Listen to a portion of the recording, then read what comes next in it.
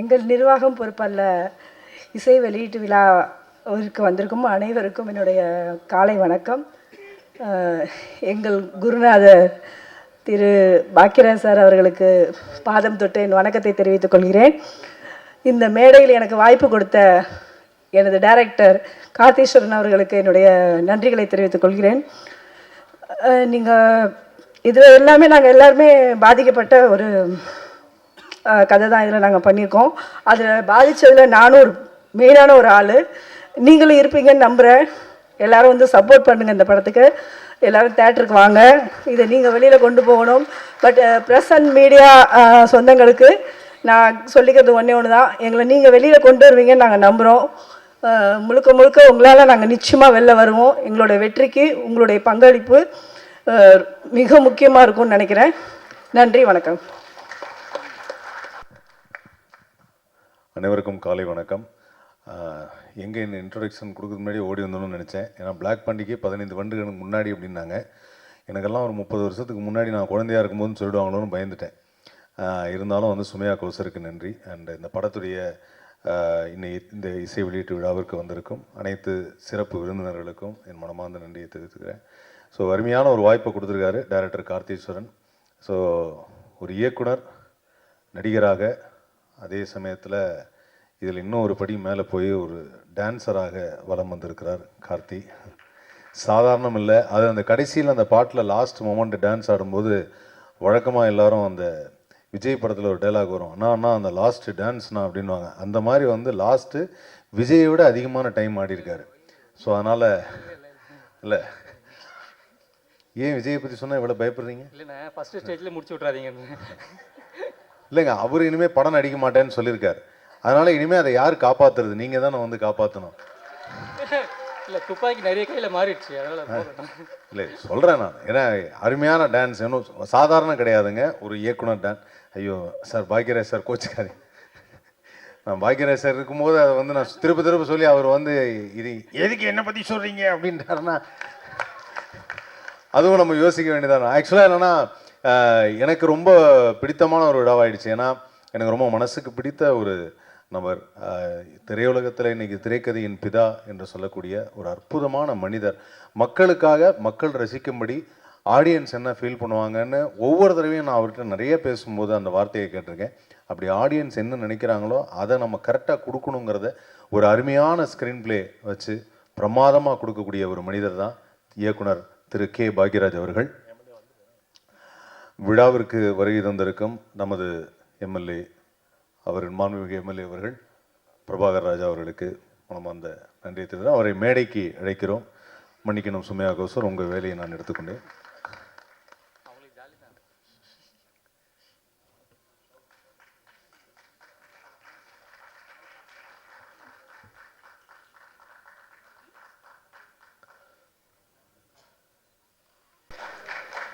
வணக்கம், என் பேர் ராணா. என்னோடய முதல் படம் இது. வந்திருக்க கெஸ்ட் எல்லாத்துக்கும் ரொம்ப தேங்க்ஸ். என்னோடய முதல் படத்தில் இவ்வளோ பெரிய கெஸ்ட்டு வந்திருக்காங்க, அது ரொம்ப சந்தோஷமாக இருக்குது. 2 பேருக்கு முக்கியமாக தேங்க்ஸ் சொல்லணும் நான். ஃபஸ்ட் என்னோடய டைரக்டர் கார்த்தீஸ்வரன் சார், ஒரு மிகப்பெரிய தேங்க்ஸ் இந்த வாய்ப்பை கொடுத்ததுக்காக. மற்றது என்னோடய ப்ரொடியூசர், 2 ப்ரொடியூசருமே, ராதாகிருஷ்ணன் சாரும் சரி, புவனேஸ்வரன் சாரும் சரி, அவ்வளோ ஃபேமிலியாக எங்களை பார்த்துக்கிட்டாங்க, நல்லா ட்ரீட் பண்ணாங்க. ஆக்சுவலி ஒரு அவங்க சன் மாதிரி ட்ரீட் பண்ணாங்க 2 பேருமே. ஷூட்டில் படத்தில் வந்து ஆக்டராக இல்லாமல் அசோசியேட்டாகவும் ஒர்க் பண்ணியிருக்கோம் நாங்கள். ஸோ ஏதாவது ப்ராப்ளம்னா நாங்கள் சார்கிட்ட போவோம், புவனேஸ்வர் சார்கிட்ட, சார் இந்த மாதிரி பட்ஜெட் இது கொஞ்சம் ஹையாக போகுது சார் அப்படின்னு. சார் பார்ப்பார், பார்த்துட்டு பார்த்துக்கலாம்டா போ அப்படின்னு சொல்லுவார். ராதாகிருஷ்ணன் சார்கிட்ட போவோம், சார் இப்படி சொல்லுவோம், சார் இந்த மாதிரி பட்ஜெட் போகுது சார் அப்படின்னு. அவர் அவ்வளோதான், அந்த லுக்லேயே முடிச்சிடுவார். அதனால் படம் நல்லா வந்திருக்கு. எல்லோரும் தியேட்டரில் போய் பார்த்துட்டு என்ஜாய் பண்ணுங்கள். ரொம்ப நன்றி. ஸோ ஃபஸ்ட்டு நான் வந்திருக்கிற கெஸ்ட் எல்லாரையும் வெல்கம் பண்ணிக்கிறேன். தேங்க்யூ ஸோ மச் வந்ததுக்கு. அண்ட் தென் வந்திருக்கிற media people and family and members எல்லாருக்கும் ரொம்ப தேங்க்ஸ் வந்து சப்போர்ட் பண்ணுறதுக்கு. மூவிக்கு எல்லாருமே ஏதோ ஒரு சுச்சுவேஷனில் ஏதோ ஒரு இடத்துல ஸ்கேம் ஆகிருப்போம். ஸோ அதை பேஸ் பண்ணி ஒரு ட்ரூ இன்சிடென்ட்ஸை பேஸ் பண்ணி எடுத்த மூவி தான் நிர்வாகம் பொறுப்பல்ல. ஸோ உங்கள் எல்லாரோட சப்போர்ட்டும் எங்களுக்கு ரொம்ப இம்பார்ட்டண்ட். ஸோ உங்களால் முடிஞ்ச சப்போர்ட்டை கொடுங்க. தேங்க்யூ. Thank you Manju. அண்ட் படத்துடைய கோ ப்ரொடியூசர் ஜோதி லக்ஷ்மி அவர்களை பேசுமாறு அன்புடன் அழைக்கிறோம்.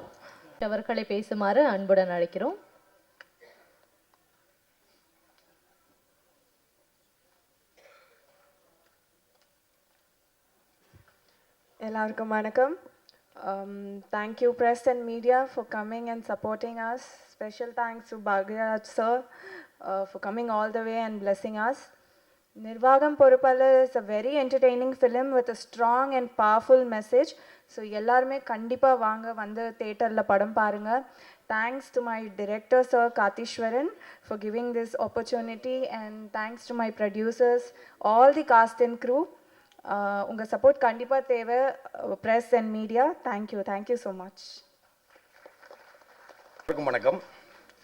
நிர்வாகம் பொறுப்பில்லை இந்த படத்தில் ஒரு ஃபைட்டு என்னால் எடுக்க முடிஞ்சது. அவங்க ப்ரொடியூசர், டைரக்டர், அவங்க எல்லோரும் ஒரு ஃபைட்டுக்கு சான்ஸ் தந்ததுக்காக ரொம்ப நன்றி. இந்த படத்துக்கு வெற்றி பெறதுக்கு நீங்கள் எல்லாம் வாழ்த்தணுன்ற நம்பிக்கிறேன். வணக்கம். வணக்கம், என் பேர் ராணா. என்னோடய முதல் படம் இது. வந்திருக்க கெஸ்ட் எல்லாத்துக்கும் ரொம்ப தேங்க்ஸ். என்னோடய முதல் படத்தில் இவ்வளோ பெரிய கெஸ்ட்டு வந்திருக்காங்க, அது ரொம்ப சந்தோஷமாக இருக்குது. 2 பேருக்கு முக்கியமாக தேங்க்ஸ் சொல்லணும். நான் ஃபஸ்ட் என்னோடய டைரக்டர் கார்த்தீஸ்வரன் சார், ஒரு மிகப்பெரிய தேங்க்ஸ் இந்த வாய்ப்பு கொடுத்ததுக்காக. மற்றது என்னோடய ப்ரொடியூசர், 2 ப்ரொடியூசருமே, ராதாகிருஷ்ணன் சாரும் சரி, புவனேஸ்வரன் சாரும் சரி, அவ்வளோ ஃபேமிலியாக எங்களை பார்த்துக்கிட்டாங்க, நல்லா ட்ரீட் பண்ணாங்க. ஆக்சுவலி ஒரு அவங்க சன் மாதிரி ட்ரீட் பண்ணாங்க 2 பேருமே. ஷூட்டில் படத்தில் வந்து ஆக்டராக இல்லாமல் அசோசியேட்டாகவும் ஒர்க் பண்ணியிருக்கோம் நாங்கள். ஸோ ஏதாவது ப்ராப்ளம்னா நாங்கள் சார்கிட்ட போவோம், புவனேஸ்வர் சார்கிட்ட, சார் இந்த மாதிரி பட்ஜெட் இது கொஞ்சம் ஹையாக போகுது சார் அப்படின்னு. சார் பார்ப்பார், பார்த்துட்டு பார்த்துக்கலாம்டா போ அப்படின்னு சொல்லுவார். ராதாகிருஷ்ணன் சார் கிட்ட போவோம், சார் இப்படி சொல்லுவோம், சார் இந்த மாதிரி பட்ஜெட் போகுது சார் அப்படின்னு. அவர் அவ்வளோதான், அந்த லுக்லேயே முடிச்சிடுவார். அதனால் படம் நல்லா வந்திருக்கு. எல்லோரும் தியேட்டரில் போய் பார்த்துட்டு என்ஜாய் பண்ணுங்கள். ரொம்ப நன்றி. எல்லோரும் எப்படி இருக்கீங்க? நல்லா இருக்கீங்களா? மணி 11 ஆச்சு, நல்லா இருக்கீங்களான்னு ஒரு கேள்வி வரையான உங்கள் மைண்ட் வாய்ஸ் எனக்கு கேட்குது. இந்த நிர்வாகம் பொறுப்பல்ல இந்த திரைப்படத்தினுடைய இசை வெளியீட்டு விழாவில் எனக்கும் கலந்து கொள்ள ஒரு வாய்ப்பளித்த இந்த நிர்வாகம் பொறுப்பல்ல டீமுக்கு என்னுடைய அன்பான நன்றிகள். மேடைக்கு கீழே அமர்ந்திருக்கக்கூடிய சின்ன சின்ன கேரக்டர்களில் நடித்து அடுத்து நாங்களும் இதே போல் ஒரு நாள் மேடையில் அமர்வோம் அப்படின்ற நம்பிக்கையோடு அமர்ந்திருக்கக்கூடிய அத்தனை அன்பு உள்ளங்களுக்கும் என்னுடைய அன்பான வாழ்த்துக்கள். சீக்கிரமாக நீங்கள் இந்த மேடைக்கு வரணும், அதே என்னுடைய வாழ்த்துக்களை சொல்லிவிட்டு 2 பேருக்கு முக்கியமாக ஒரு வாழ்த்துக்களை சொல்லிவிட்டு ஒரு 2 வேண்டுகோள் இருக்குது. அதையும் இந்த மேடையில் உங்கள் சார்பாக நான் வச்சுட்டு உடனே கிளம்பிடுறேன். முதல் வாழ்த்து யாருக்கு அப்படின்னு சொன்னால், இப்போ இந்த படத்தை அவர் அழகாக நம்ம ஆதவன் சொன்னார், இந்த எடிட் பண்ணியிருக்காரு பாருங்கள், அவர் எடிட்டருக்கு நம்ம எல்லோரும் ஒரு வாட்டி கைகளை தட்டி வாழ்த்துக்களை சொல்லிடலாம்.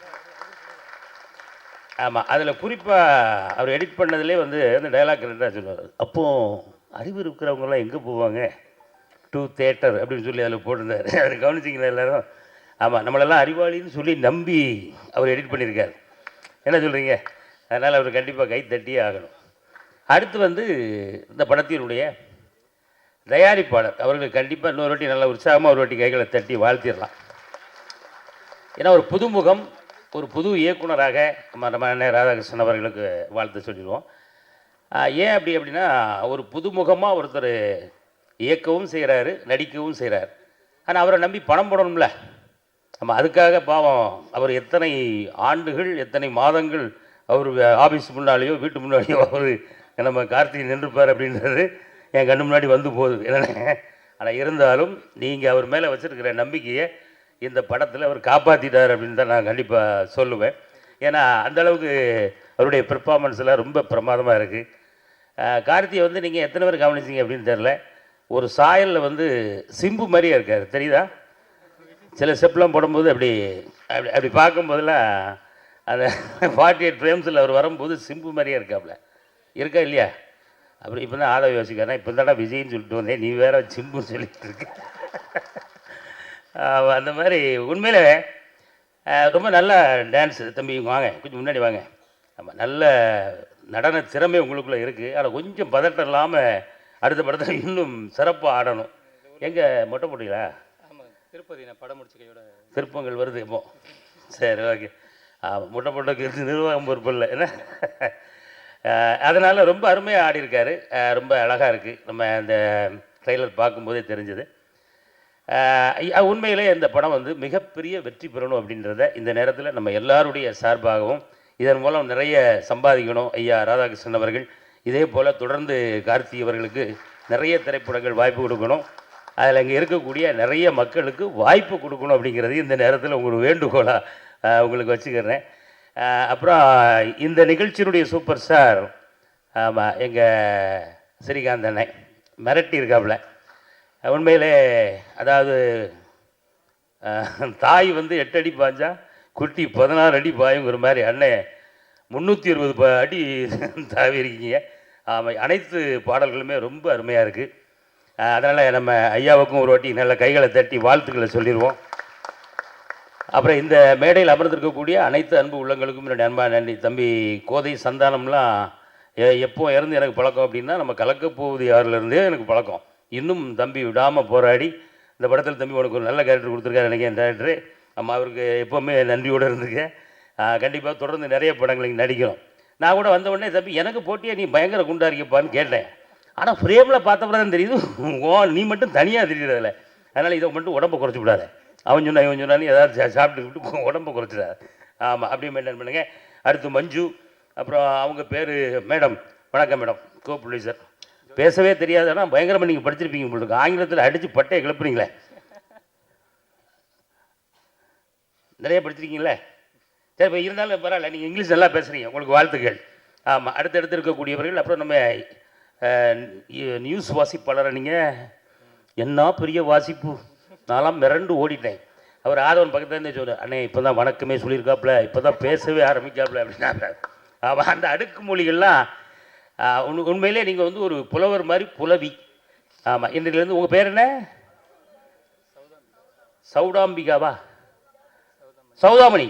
ஆமாம், புலவி சௌதாமணி என்று அழைக்கப்படுவீர்கள் இன்று முதல். ஆமாம், அதே போல் இயக்குனர் கௌரவ அவர்களுக்கும் அடுத்தாப்பில் முக்கியமான மிகப்பெரிய திரைக்கதையினுடைய பிதா மகன்.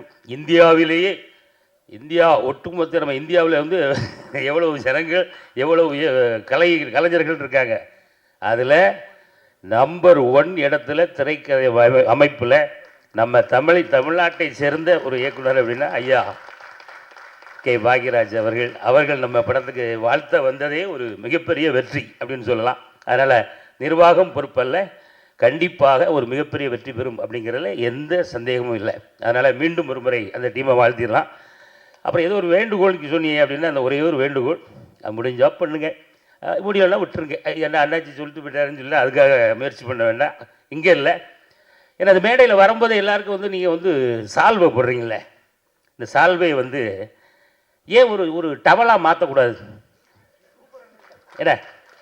ஏன்னா இதை வச்சு ஒன்றுமே பண்ண முடியலண்ணே. நான் வீட்டில் ஒரு 1700 சாலுக்கு மேலே இருக்குது. இதை என்ன பண்ணலாம்?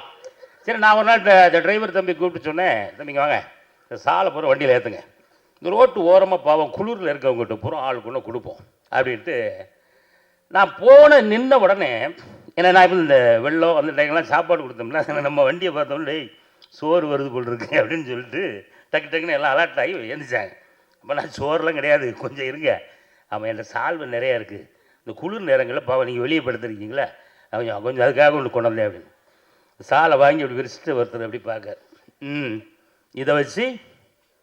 இதை வச்சிங்க அப்படி. அப்போ நான் யோசித்தேன், ஆமாம் இதை வச்சு என்ன பண்ண போச்சுன்னா ஒரு மாதிரி சிக்குன்னு குத்துதான் உடம்பு போகிறோம். பாவம் அவன் ட்ரெஸ்ஸெல்லாம் வேறு இருக்கா பார்த்தீங்களா. அதனால இது யாருக்கும் கொடுக்கவும் முடியல, நம்ம வீட்டில் யாருக்கும் யூஸ் பண்ணவும் முடியல, ஆனால் பழைய விலைக்கும் போட முடியல, இவ்வளவு பிரச்சனைகள் இருக்குது. அதனால் இந்த சால்வை போடுற இந்த நிகழ்வில் இது அடுத்த படத்திலிருந்து நம்ம இந்த தமிழ் சினிமாவில் தயவு செய்து ஒரு குற்றாலத்து துண்டாவது போடுங்க.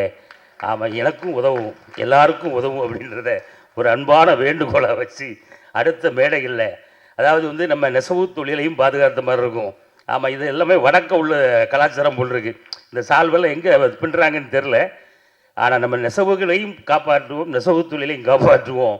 எங்களையும் நாங்கள் காப்பாற்றிக்கிடுவோன்னு சொல்லி தயவு செய்து ஒரு டர்க்கி டவல் குறைந்தபட்சம் குற்றாலத்து துண்டையாவது போட்டு ஆமாம் அடுத்த மேடையிலிருந்து இப்படி ஒரு அற்புதமான விஷயத்தை ஆரம்பித்து வைங்க அப்படின்றத ஒரு அன்பு வேண்டுகோளாக ஏற்று மீண்டும் நிர்வாகம் பொறுப்பல்ல மிகப்பெரிய வெற்றி பெற வேண்டும். துண்டு கேட்டதுக்கும் இந்த நிர்வாகம் பொறுப்பல்ல அப்படிங்கிறத அன்போடு கேட்டு வாழ்த்தி விடைபெறுகிறேன். நன்றி, வணக்கம். எல்லாருக்குமே வணக்கம். எங்கள் குடும்பத்தில் வந்து இன்றைக்கி எல்லாரும் ஒன்றா சேர்ந்துருக்கீங்க. நாங்கள் ரொம்ப கஷ்டப்பட்டு இந்த நிர்வாகம் பொறுப்பல்ல அப்படின்ற ஒரு கதையை வந்து வாழ்க்கையாக வாழ்ந்துருக்கோம். நீங்கள் எல்லாருமே சப்போர்ட் பண்ணணும். எங்களோட ப்ரொடியூசர், டிரெக்டர் எல்லாருக்குமே நான் ரொம்ப நன்றி சொல்லிக்கிறேன். Thank you all. Thank you for welcome. தென்றலோடு பிறந்தவளும் திங்களோடு நடந்தவளும் தென்பொதிகை விட்டெழுந்து சந்தனத்தில் நறுமணத்தை தோய்த்தவளும் எந்தையும் தாயும் மகிழ்ந்து குலவி சிந்தையினித்திட பிறந்தவளும் என் தாய் திரு நங்காய் வாழி முத்தம் தந்து முகம் தழுவும் முத்தமிழ் நங்காய் வாழி.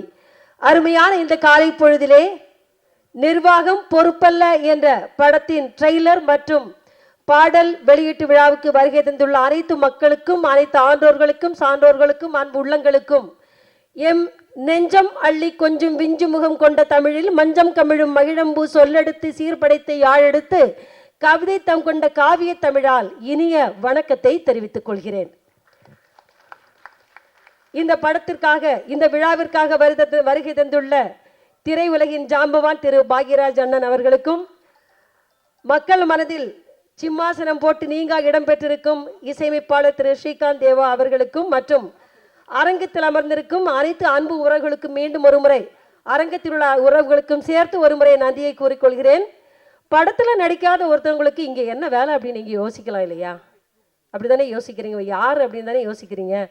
நான் ஒரு 20 ஆண்டுகளாக Sun TV, Doordarshan, Thanthi TV, NDTV, புதிய தலைமுறையில் செய்தி படிச்சிருக்கேன், செய்தி வாசிப்பாளராக இருந்திருக்கேன். இப்போ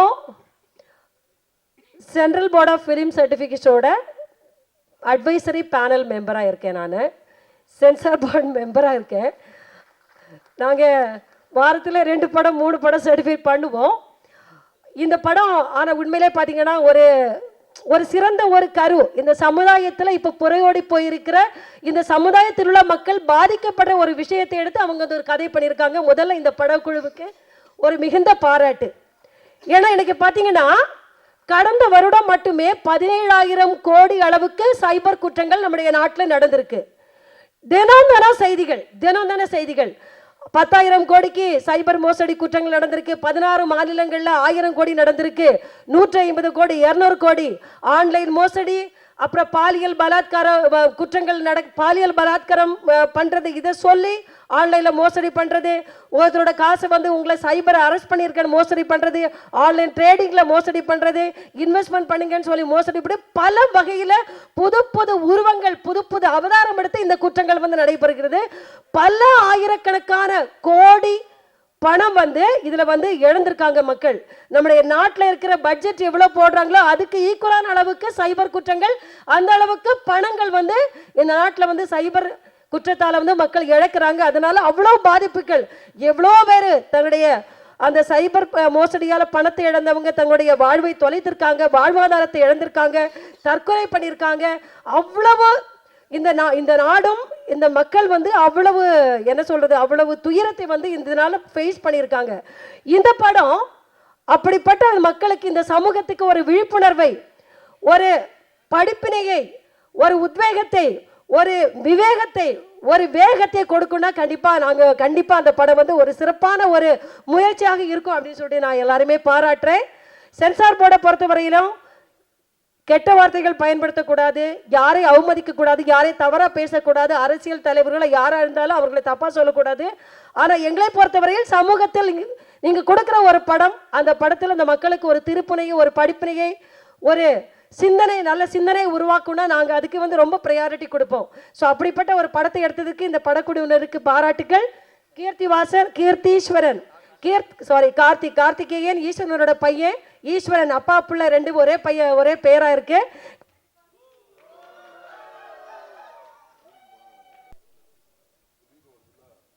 ஈஸ்வரன் கைலாய மலையில கொஞ்ச நேரம் தியானத்தில் அமர்ந்துட்டார், அதனால அவரை டிஸ்டர்ப் பண்ண வேணான்னு கரண்ட் கட் ஆயிருக்கும்னு நினைக்கிறேன். என்னை வந்து இங்கே இந்த நிகழ்வுக்கு அழைச்சது, இதில் சவுண்ட் எஃபெக்ட்ஸில் வந்து பணிபுரிஞ்ச ஷாஜு ஒரு திரு சேகர் ரெண்டு பேரோட அன்பு வேண்டுகோள் கிடைக்க இந்த படத்திற்கு வந்தேன். அவங்களுக்கு நன்றி. இந்த படம் மாபெரும் வெற்றி அடையணும், இந்த சமூகத்திற்கு ஒரு பெரிய பாடத்தை புகட்டணும் அப்படின்னு சொல்லி வேண்டி விரும்பி வாழ்த்தி அமைகிறேன். நன்றி, வணக்கம். அனைவருக்கும் இனிய காலை வணக்கம். இங்கு வந்திருக்கக்கூடிய அத்தனை பெரியோர்களுக்கும் மற்றும் எங்களை வாழ்த்து வருகை தந்திருக்கக்கூடிய நம்முடைய இயக்குனர் மதிப்பிற்குரிய பாக்யராஜ் சார் அவர்களுக்கும் மற்றும் எங்கள் வாழ்த்து வருகை தந்திருக்கக்கூடிய எங்களுடைய அன்பான அழைப்பை ஏற்று வருகை தந்திருக்கக்கூடிய அன்பான இயக்குனர் கௌரவநாராயணன் அவர்களையும் அன்போடு வருக வருகன வரவேற்றுக்கொண்டு மற்றும் பத்திரிகை மற்றும் மீடியா சொந்தங்களையும் அன்போடு வருக வருகன வரவேற்றுக்கொண்டு, என் பேர் வந்து கோதை சந்தானம். இந்த நிர்வாகம் பொறுப்பல்ல திரைப்படத்தில் ஒரு காமெடி ரோல் வந்து பண்ணியிருக்கேன். இதுக்கு முன்னாடி வந்து தொலைக்காட்சிகளில் வந்து நகைச்சுவை நிகழ்ச்சிகள்லாம் பண்ணிகிட்டு இருந்தேன். இது 3வது படம். இதுக்கு முன்னாடி பணம் 11 செய்யும், பேருக்கு பயமின். நம்ம அன்பு மச்சான் கார்த்தீஸ்வரன் அவர்கள் இந்த வாய்ப்பை எனக்கு கொடுத்துருக்காரு, அவருக்கு நன்றியை தெரிவித்துக்கொண்டு மேலும் தயாரிப்பாளர் அவர்களுக்கும் இந்த நன்றியை நான் வந்து இந்த தருணத்தில் நான் தெரிவிச்சுக்கிறேன். படம் வந்து நல்லா வந்திருக்குன்னு சொல்லி டைரக்டர் சார் சொன்னார். அதுவும் நம்ம அண்ணாச்சியும் நானும் நடித்த சீன் வந்து ரொம்ப நல்லா வந்திருக்குன்னு சொல்லி சொன்னாங்க. ரொம்ப சந்தோஷமாக இருக்குது. எல்லோரும் தியேட்டரில் பாருங்கள். ஸ்பெஷலி நம்மளுடைய கேமராமேன் ராஜேஷ் சாருக்கு வந்து இந்த தருணத்தில் நன்றியை தெரிவிச்சுக்கிறேன். ஏன்னா என்னையெல்லாம் வந்து ஸ்க்ரீனில் காட்டுறதுக்குள்ளே ஒரு பட்ட பாடு இருக்கு. ஏன்னா அவங்க 4 பேர் ஒரு கலராக இருப்பாங்க, நம்ம வந்து ஒரு வித்தியாசமான ஒரு கலராக இருப்போம். நமக்குன்னு ஸ்பெஷலாக பேபி லைட்டு, டூம் லைட்டு, ஃபோக்கஸ் லைட்டு கொண்டு போல் இனத்தை வச்சாலும் நம்ம மூஞ்சி அந்த இதில் ஃபோக்கஸில் வர்றதுக்குள்ளே ரொம்ப பெரும் பாட ஆகிப்போச்சு. அப்படி சொல்லி ரொம்ப இது பண்ணி என்னுடைய சீனெல்லாம் வந்து ரொம்ப சிறப்பாக வந்து எடுத்திருக்காங்க. உண்மையிலேயே ராஜேஷ் சார் அவர்களுக்கு வந்து ரொம்ப நன்றியை தெரிவித்துக்கொண்டு, அதுமாதிரி நம்மளுடைய நடன இயக்குனருக்கும் இந்த தருணத்தில் ரொம்ப நன்றியை தெரிவிச்சுக்கிட்டு, ஏன்னா இந்த உடம்பை வந்து டான்ஸ் ஆட வச்சுருக்காரு. ஸோ வந்து அவருக்கும் கொரியோகிராஃபருக்கும் நன்றியை தெரிவித்துக்கொண்டு வாய்ப்பளித்த அனைவருக்கும் நன்றி, வணக்கம். தேங்க்யூ. வணக்கம். எங்கள் அழைப்பை ஏற்று வந்த அனைத்து சொந்தங்களுக்கும் நன்றி. இந்த சினிமாவுக்கும் எனக்கு எந்த சம்மந்தமும் இல்லாமல் இருந்தது. சினிமா குடும்பத்துக்கு என்னை இணைச்ச இந்த நிர்வாகம் பொறுப்பல்ல டீமுக்கு என்னோட நன்றிகள். Thank you very much. இந்த திரைப்படம் பொறுத்த வரைக்கும் வந்து நிர்வாகம் பொறுப்பில் வந்து இந்த கதையை வந்து கார்த்திசன் அவர்கள் சொல்லும் பொழுது இந்த இடத்தில் ஒரு முக்கியமான நபரை நான் அறிமுகப்படுத்துகிறேன். கலைமாமணி விருது பெற்ற சமீபத்தில் திரு நிகில் முருகன் அவர்கள்.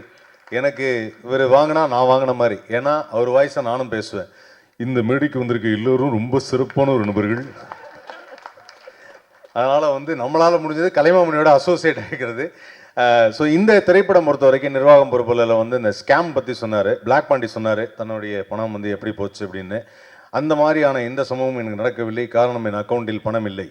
அதற்கு முன்பாகவே எனக்கு நாங்கள் வாங்கின லோனுக்கு நியாயமாகவே பணத்தை எடுத்துட்டாங்க. நானே வந்து அதுக்கே ரொம்ப வருத்தப்பட்டேன். இங்கே எங்கே அநியாயமாக ஒருத்தன் வந்து எடுக்கிறது. அதனால் வந்து அந்த மாதிரி ஒரு ஸ்கேம் பற்றி சொல்லும்போது கார்த்திக் வந்து இந்த கதையை சொல்கிறப்போ சூப்பராக இருந்தது. நாங்கள் 5 பேர், நான், கோதை, அதுக்கப்புறம் அர்ஜுன், அதுக்கப்புறம் வந்து அகல்யா, எல்லோரும் சேர்ந்து தான் அதை பண்ணோம். அப்புறம் இந்த படத்தில் திடீர்னு வந்து வில்லன் நான் அறிமுகப்படுத்துகிறேன் அப்படின்னு சுமையாக சொல்லும்போது, நாங்கள் தானே அந்த படத்தில் வில்லன், எல்லா படத்தையும் ஏமாற்றோம், யார் இது நமக்கு தெரியாமல் வில்லன் அப்படின்னு நினச்சேன். ஆனால் அப்புறம் தான் தெரிஞ்சது, ஓகே எங்களுக்கு ஒரு நெகட்டிவ் கேரக்டர் இருந்தது, அவர் தான் வில்லன் அப்படின்னு. ஸோ அந்த வகையில் அதுவும் அதே மாதிரி இந்த படத்தில் நாங்கள் ட்ரெய்லர் பார்த்த வரைக்கும், பாடல்கள் பார்த்த வரைக்கும், இந்த படத்துடைய டைரக்டர் எவ்வளோ முக்கியமோ அதே மாதிரி இந்த படத்துடைய எடிட்டர் சஜின் அவர்களுக்கு மனமார்ந்த வாழ்த்துக்களை தெரிவிச்சுக்கிறேன். சூப்பராக இருந்தது. ட்ரெய்லர் கட் பண்ண நல்லா இருந்தது, பாட்டும் செம்மையாக இருந்தது. அண்ட் விழாவின் நாயகன், தேசிய விருது பெற்ற நமது இசையமைப்பாளர் ஸ்ரீகாந்த் தேவா, அவர் வந்து அமைதியாக இருந்து நம்ம பார்த்ததே கிடையாது. ஆனால் நல்ல மெலடி சாங்லாம் போடுவார். இருந்தாலும் அவர் ஃபேமஸே என்னென்னா, சார் ஃபாஸ்ட்டாக, இன்னும் ஃபாஸ்ட்டாக அப்படின்வாங்க. அதனால் எவ்வளோ ஃபாஸ்ட்டாக கேட்டாலும் பாட்டு போடக்கூடிய ஒரு அற்புதமான இசையமைப்பாளர் ஸ்ரீகாந்த் தேவா அவர்கள். அவருக்கும் மனமார்ந்த நன்றியை தெரிவிச்சுக்கிறேன். இந்த விழாவின் நாயகன், இந்த திரைப்படத்தின் ப்ரொடியூசர். இந்த மாதிரி ஒரு படத்துக்கு வந்து ப்ரொடியூஸ் பண்ணும்போது டைரக்டர் எப்போவுமே அந்த வார்த்தையை சொல்கிறதுக்கு ரெடியாக இருக்கலாம், நாங்கள்லாம் பொறுப்பில்லை சார் இந்த படத்துக்குன்னு. பட் இருந்தாலும் அதையும் மீறி ப்ரொடியூசர் அவருக்கு வந்து ஃபுல் சப்போர்ட் கொடுத்துருக்காரு. அவருக்கும் வந்து நான் மனமார்ந்த நன்றியை தெரிவிச்சுக்கிறேன். அண்ட் இந்த படத்துடைய நடிகர்கள், நம்ம கூட நடித்ததில் பிளாக் பாண்டி அவர்கள், அதுக்கப்புறம் டான்ஸ் மாஸ்டர் சுரேஷ் மாஸ்டர் பற்றி சொன்னோம் அப்படின்னு பார்த்தீங்கன்னா, அவர்கிட்ட வரும்போதே நம்ம கொஞ்சம் அந்த போனன் ஜாயிண்ட்லாம் போயிட்டு ஹாஸ்பிட்டல்லாம் போயிட்டு கொஞ்சம் ரெடி ஆகிட்டு தான் வரணும். அவர் எப்போ எந்த படத்துக்கு டான்ஸ் பண்ணாலும் முட்டி போடு, கீழே விழு, முட்டியில் கமான், உட்காந்து எந்திரிங்க அப்படிங்கிறார். வாழ்க்கையில் நம்ம பண்ணாத விஷயம் எல்லாத்தையும் பண்ண சொல்லுவார். அப்படிப்பட்ட ஒரு டான்ஸ் மாஸ்டர் சூப்பராக பண்ணியிருக்காரு டான்ஸ். அதில் நமது கதாநாயகன் இயக்குனர் அவரை வந்து ஆட வச்சது, அதுவும் அந்த கடைசி ஒரு பிட்டாக ஒரு லாஸ்ட் மினிட் எகெயின் அது விஜய்க்கு பிறகு அவர்தான் என்று சொல்லி அதை நான் வாழ்த்துகிறேன். அதுக்கப்புறம் வந்து இந்த படத்துடைய கேமராமேன் ராஜேஷ், பிரமாதமான கேமராமேன். ஆனால் இந்த படத்தில் எல்லா இடத்துக்கும் எங்களை கூப்பிட்டு போனாருங்க, சாங்க்கு மட்டும் கூப்பிட்டு போகல. அங்கே மட்டும் காஷ்மீர் போயிட்டு வந்துட்டாங்க. ஸோ அதனால் வந்து அந்த இடத்துக்கும் அங்கேயும் ஏதாவது ஸ்கேம் பண்ணுற மாதிரி காட்சி வச்சிட்டிங்கன்னா நாங்களும் வந்திருப்போம். பட் அங்கே வந்து நீங்கள் டூயட்டுக்கு மட்டும் போயிருக்கீங்க. அதுதான் எங்களுக்கு ஒரு சின்ன வருத்தமாக இருந்தது. அதுக்கப்புறம் இந்த மேடையில் பேசும்பொழுது அங்கேயும் ஸ்கேம் இருக்குது, நான் மட்டும் போய் பண்ணிட்டு வந்துட்டேன், உங்களெல்லாம் கூப்பிட்டு.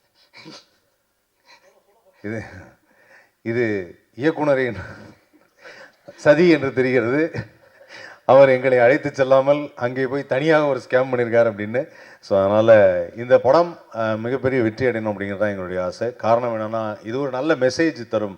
இன்றைக்கி இருக்கக்கூடிய மக்கள் வந்து எல்லாருமே என்ன நினைக்கிறாங்க அப்படின்னா, இப்போ இருக்கிற வாழ்க்கையில் ஒரு பணம் எவ்வளோ சம்பாதிக்கிறது, எவ்வளோ தூரம் நம்ம பெரிய வீடு கட்டுறது, எப்படி கார் வாங்குறது, எப்படி வந்து நம்ம மற்றவங்க மாதிரி ரொம்ப பந்தாவாக ரொம்ப ரிச்சாக இருக்கணும் அப்படின்னு தான் எல்லோரும் நினைக்கிறாங்க. இவங்க எல்லாருக்கும் ஒரு விஷயம் சொல்லிக்கிறேன், பணம் இல்லைன்னாலும் நாம் மனிதர்களாக வாழ்வது எப்போது, மனிதர்களாக வாழணும், மனிதாபிமானத்தோடு வாழணும், மனித நேயத்தோடு வாழணும், நண்பர்களோடு இருக்கணும், உறவினர்களோடு இருக்கணும், மற்றவங்களோட பேசணும், நிறைய பேசுங்க, நிறைய நண்பரோட டைம் ஸ்பெண்ட் பண்ணுங்கள். மொபைல் ஃபோனை விட ரொம்ப சிறந்த நண்பன் உங்கள் அருகில் இருக்கும் உங்கள் நண்பர் தான்.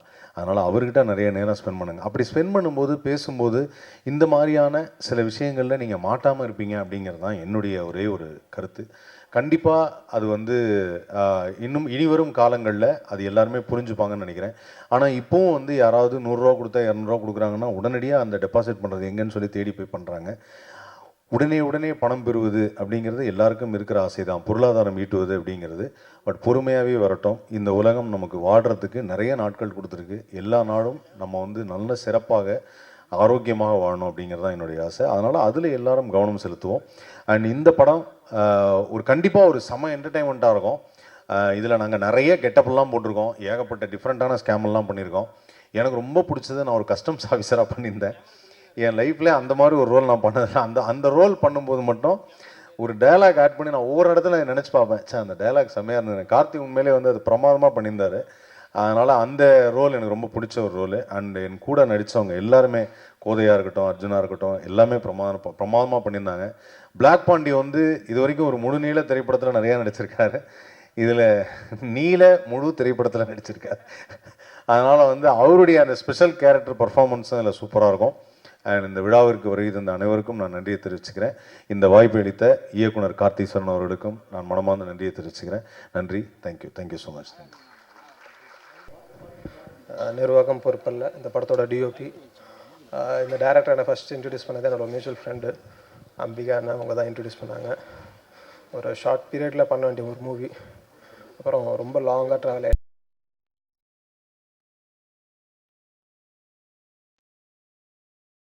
ஸ்டேட்ஸ்க்கெலாம் போய் ரியலாகவே ஷூட் பண்ணோம். நானும் டேரக்டரும் நிறையா ட்ராவல் பண்ணியிருக்கோம். படம் நல்லா வந்திருக்கு, உங்களுக்கும் பிடிக்குன்னு எதிர்பார்க்குறோம். தேங்க்யூ. அன்பு உறவுகளுக்கு இந்த பிளாக் பாண்டியின் பணிவான வணக்கங்கள். மேடையில் இருக்கும் எங்களுடைய மூத்த ஜாம்பவான் எல்லாருக்கும், கலை உலக ஜாம்பவான் எல்லாருக்கும் நன்றி.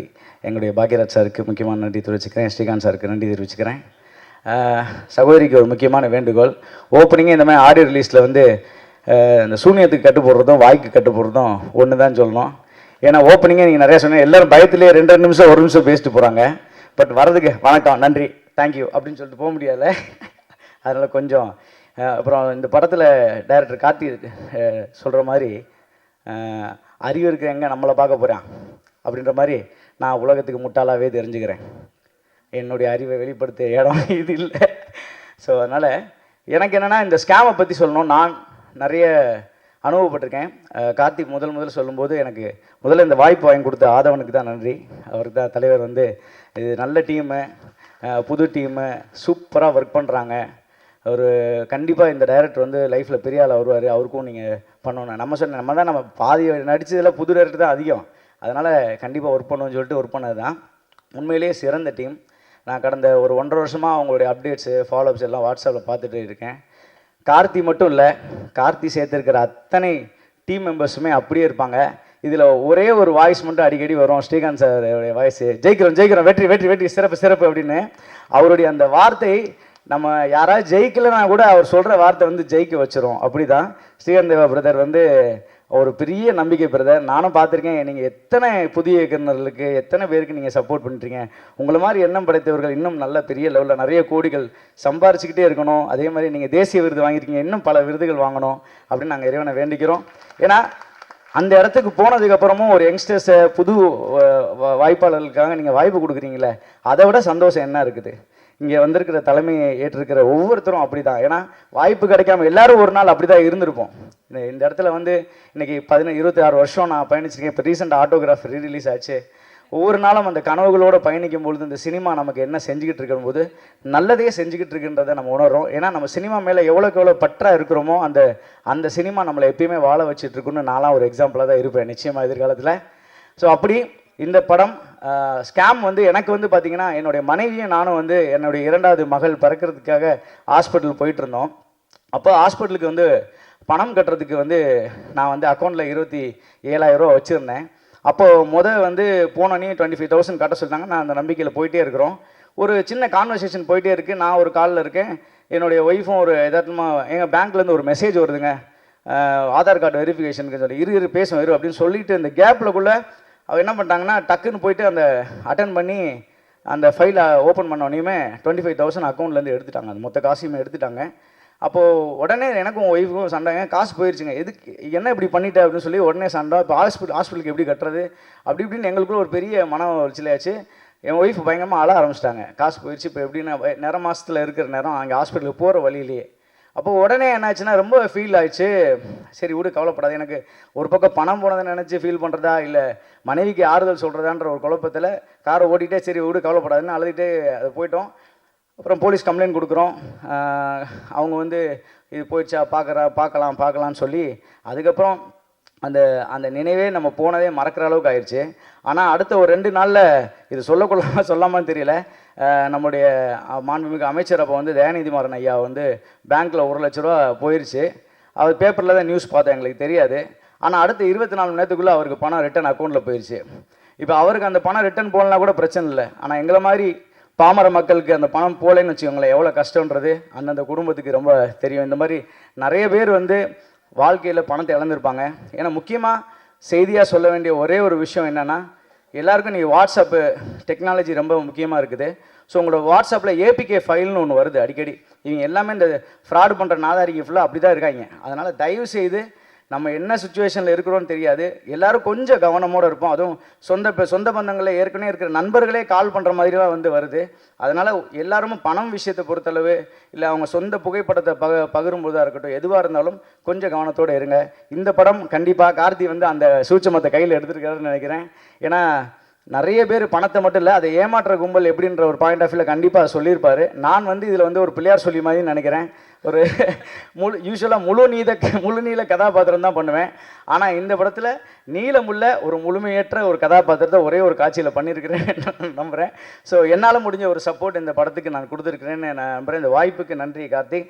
உங்களுடைய டீம் எல்லாருக்கும் தொடர்ந்து வெற்றி அடையணும், நீங்கள் பெரிய லெவலில் வரணும், நல்ல இன்னும் நீங்கள் பெரிய ஆள் ஆகி உங்களோட ஃப்ரெண்ட்ஸ்லாம் நான் பார்ப்பேன் நீங்கள் எவ்வளோ தூரம் குரூப்பில் கான்வர்சேஷன் பண்ணிகிட்ருக்கீங்கன்னு. உண்மையிலேயே அது ஒரு பெரிய மகிழ்ச்சியாக இருக்குது. இந்த மாதிரி ஒரு பாசிட்டிவான டீம் வந்து இந்த சினிமாவுக்கு தேவை.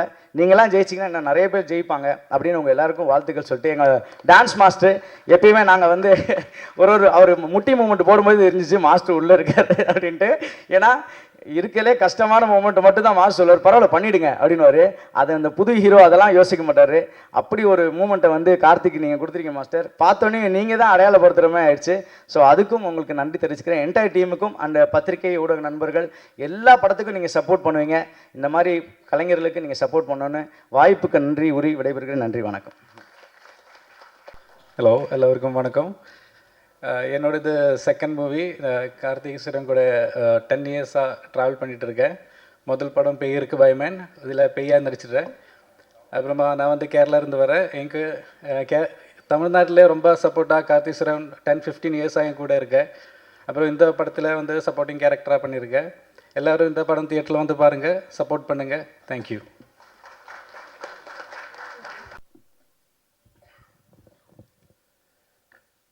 அன்பு உள்ளங்களுக்கு காலை வணக்கம்.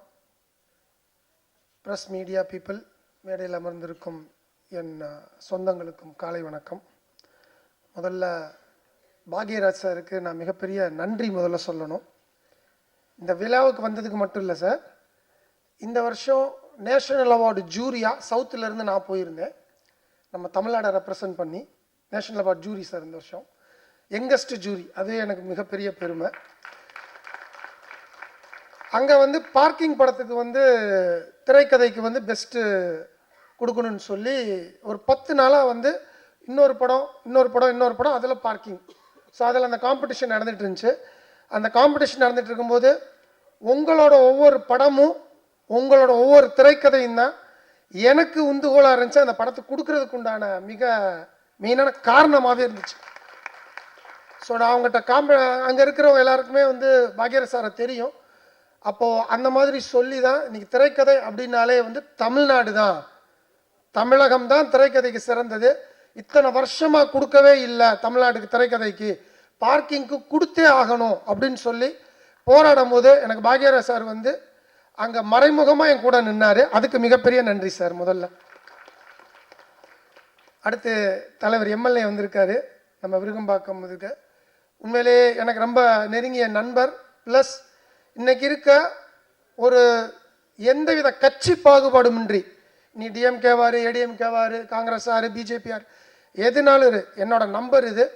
எத்தனை மணிக்கு கூப்பிட்டாலும் அத்தனை மணிக்கு நானுன்னு இல்லை, யாராக இருந்தாலும் ஓடி வந்து முதல்ல நின்று விருகம்பாக்கம் தொகுதிக்கு அவ்வளவு அருமையான வேலைகள் செய்து கொண்டிருக்கும் என் நண்பர் பிரபாகராஜா அவர்களுக்கு வாழ்த்துக்கள். நன்றி சார், உங்கள் பணி தொடரணும். அடுத்ததாக நான் மேஜராக ப்ரொடியூசர் ராதாகிருஷ்ணன் சாரை பற்றி சொல்லணும். இந்த படம் தயாரித்தது ஒரு விதம் அப்படின்னா, ஒரு மனிதன் தான் அப்பா அம்மாவை நேசிக்கிறவன் தோக்கவே மாட்டாங்க. முதல்ல அவங்க அப்பா ஃபோட்டோவை கொண்டு வந்து அங்கே வச்சுட்டு வந்தோடனே சொன்னார், 5 மாதத்துக்கு முன்னாடி தான் அவர் காலமானான்னு சொன்னார். அப்பா மேலேருந்து உங்களை பார்த்துட்டு இருக்கார் சார். இந்த படம் கன்ஃபார்மாக வெற்றி அடைய உங்களோட முழு ஆசீர்வாதம் உங்களுக்கு நேரையே உங்களை பார்த்துட்டு இருக்காரு. ஸோ நான் ரொம்ப அப்பா சென்டிமெண்ட்டான ஆள், அதனால் எனக்கு அது ரொம்ப டக்குன்னு எனக்கு ரொம்ப பிடிச்சிருந்துச்சி. முதல்ல ஒரு மனுஷனாக நீங்கள் ஜெயிச்சிட்டீங்க, முதல்ல ஒரு மகனாக ஜெயிச்சிட்டீங்க, ப்ரொடியூசராக கன்ஃபார்மாக ஜெயிப்பீங்க சார்.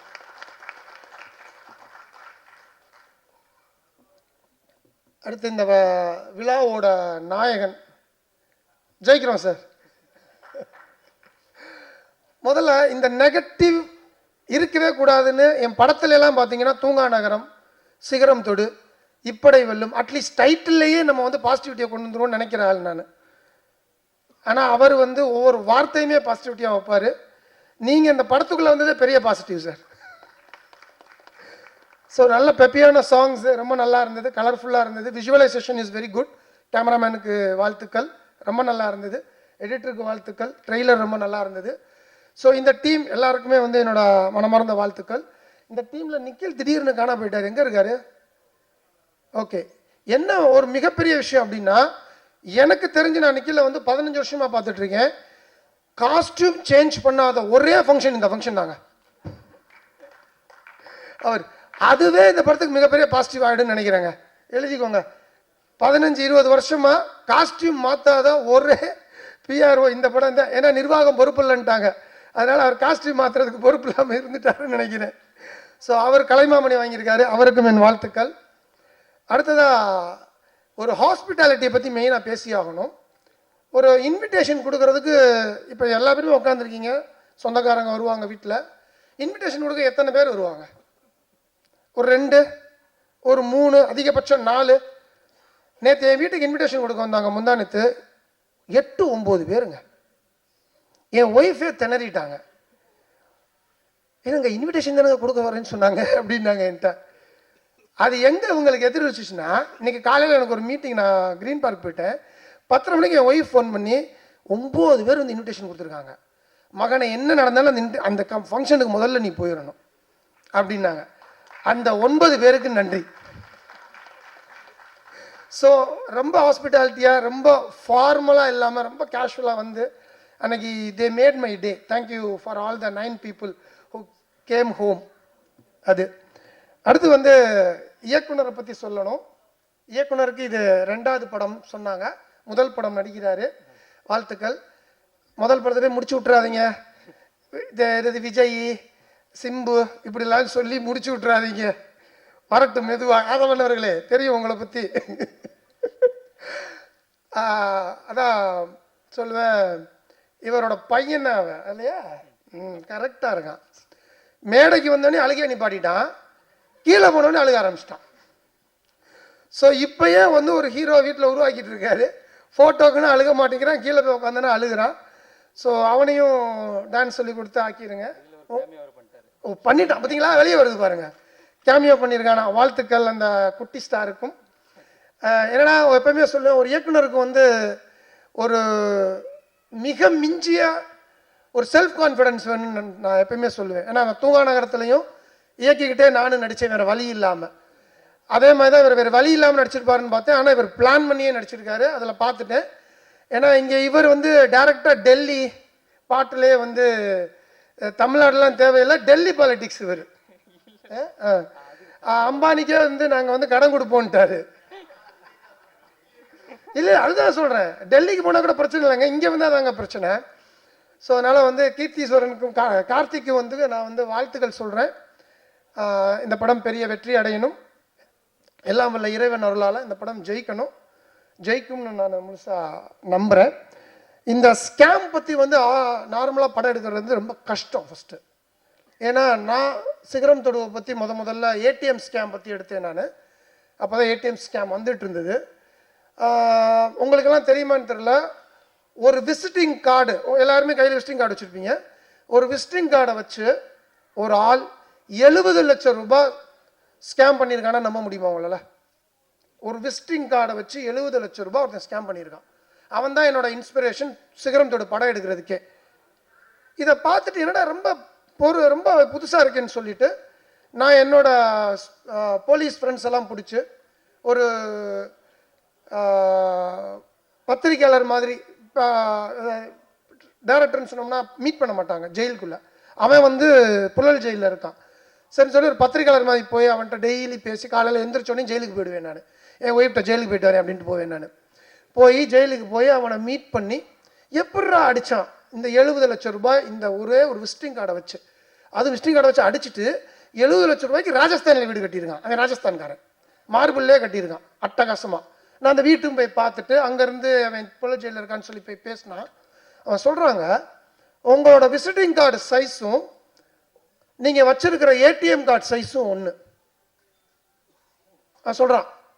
அதே மாதிரி விசிட்டிங் கார்டு, ஏடிஎம் கார்டு இதுக்கெல்லாம் ஒன்றுமே கிடையாது. அந்த ஏடிஎம் கார்டு எடுத்து பார்த்தீங்கன்னா அதில் ஒரு பிளாக் கலர் சிப்பு மட்டும் ஒட்டியிருப்பான். அதில் தான் நம்மளோட நம்பர் இருக்கும், நம்மளோட எல்லாமே இருக்கும். ஸோ இது தாங்க, வேறு ஒன்றுமே கிடையாதுங்க. அவன் வந்து ஒரு I don't want to mention the name of the bank, அந்த பேங்க்கில் வேலை பார்த்துருக்காங்க. ஏன்னா அந்த பேங்க் நேமை நான் போட்டதுனால என் மேலே 6 கேஸ் வேறு போட்டாங்க, அது வேறு பிரச்சனை. ஸோ அதனால் அவன் வந்து சொன்ன ஒவ்வொரு விஷயமும் ஐ வாஸ் ரியலி ஷாக்ட். எவ்வளவு அட்டகாசமாக ஒவ்வொருத்தவங்களையும் கார்டு வச்சுருக்கோம், ஒவ்வொருத்தவங்களையும் அந்த பிளாக் கலர் பின் இருக்குது. அதை எவ்வளவு ஈஸியாக எடுக்கலாம், எவ்வளவு ஈஸியாக பணத்தை கொள்ளையடிக்கலாம். சம்பாதிக்கிறது மட்டும்தான் கஷ்டம், செலவு பண்ணுறது ரொம்ப ஈஸி, அதை திருடுறது அதை விட ஈஸி. ஆனால் அதுக்கு பிரெயின் இருக்கணும். அந்த பிரெயினை அவன் நல்ல விதத்தில் யூஸ் பண்ணியிருந்தானா இந்நேரம் அவன் பெரிய ஆளாக இருந்திருப்பான். அப்போ அதே மாதிரி தான் நீங்களும் நிறைய ஸ்கேம் பண்ணியிருக்கீங்கன்னு சொல்ல வரல, ஸ்கேமெல்லாம் வந்து அவர் படிச்சிருக்கீங்க, ரிசர்ச் பண்ணியிருக்கீங்க. ஸோ அந்த ரிசர்ச் கரெக்டான ரிசர்ச்சாக மக்களுக்கு பிடிச்ச ரிசல்ட்டாக இருந்ததுன்னா டெஃபினட்டாக மக்கள் கொண்டாடுவாங்க. அண்ட் தென் இன்றைக்கி பெரிய படம் சின்ன படம் எதுவுமே கிடையாது.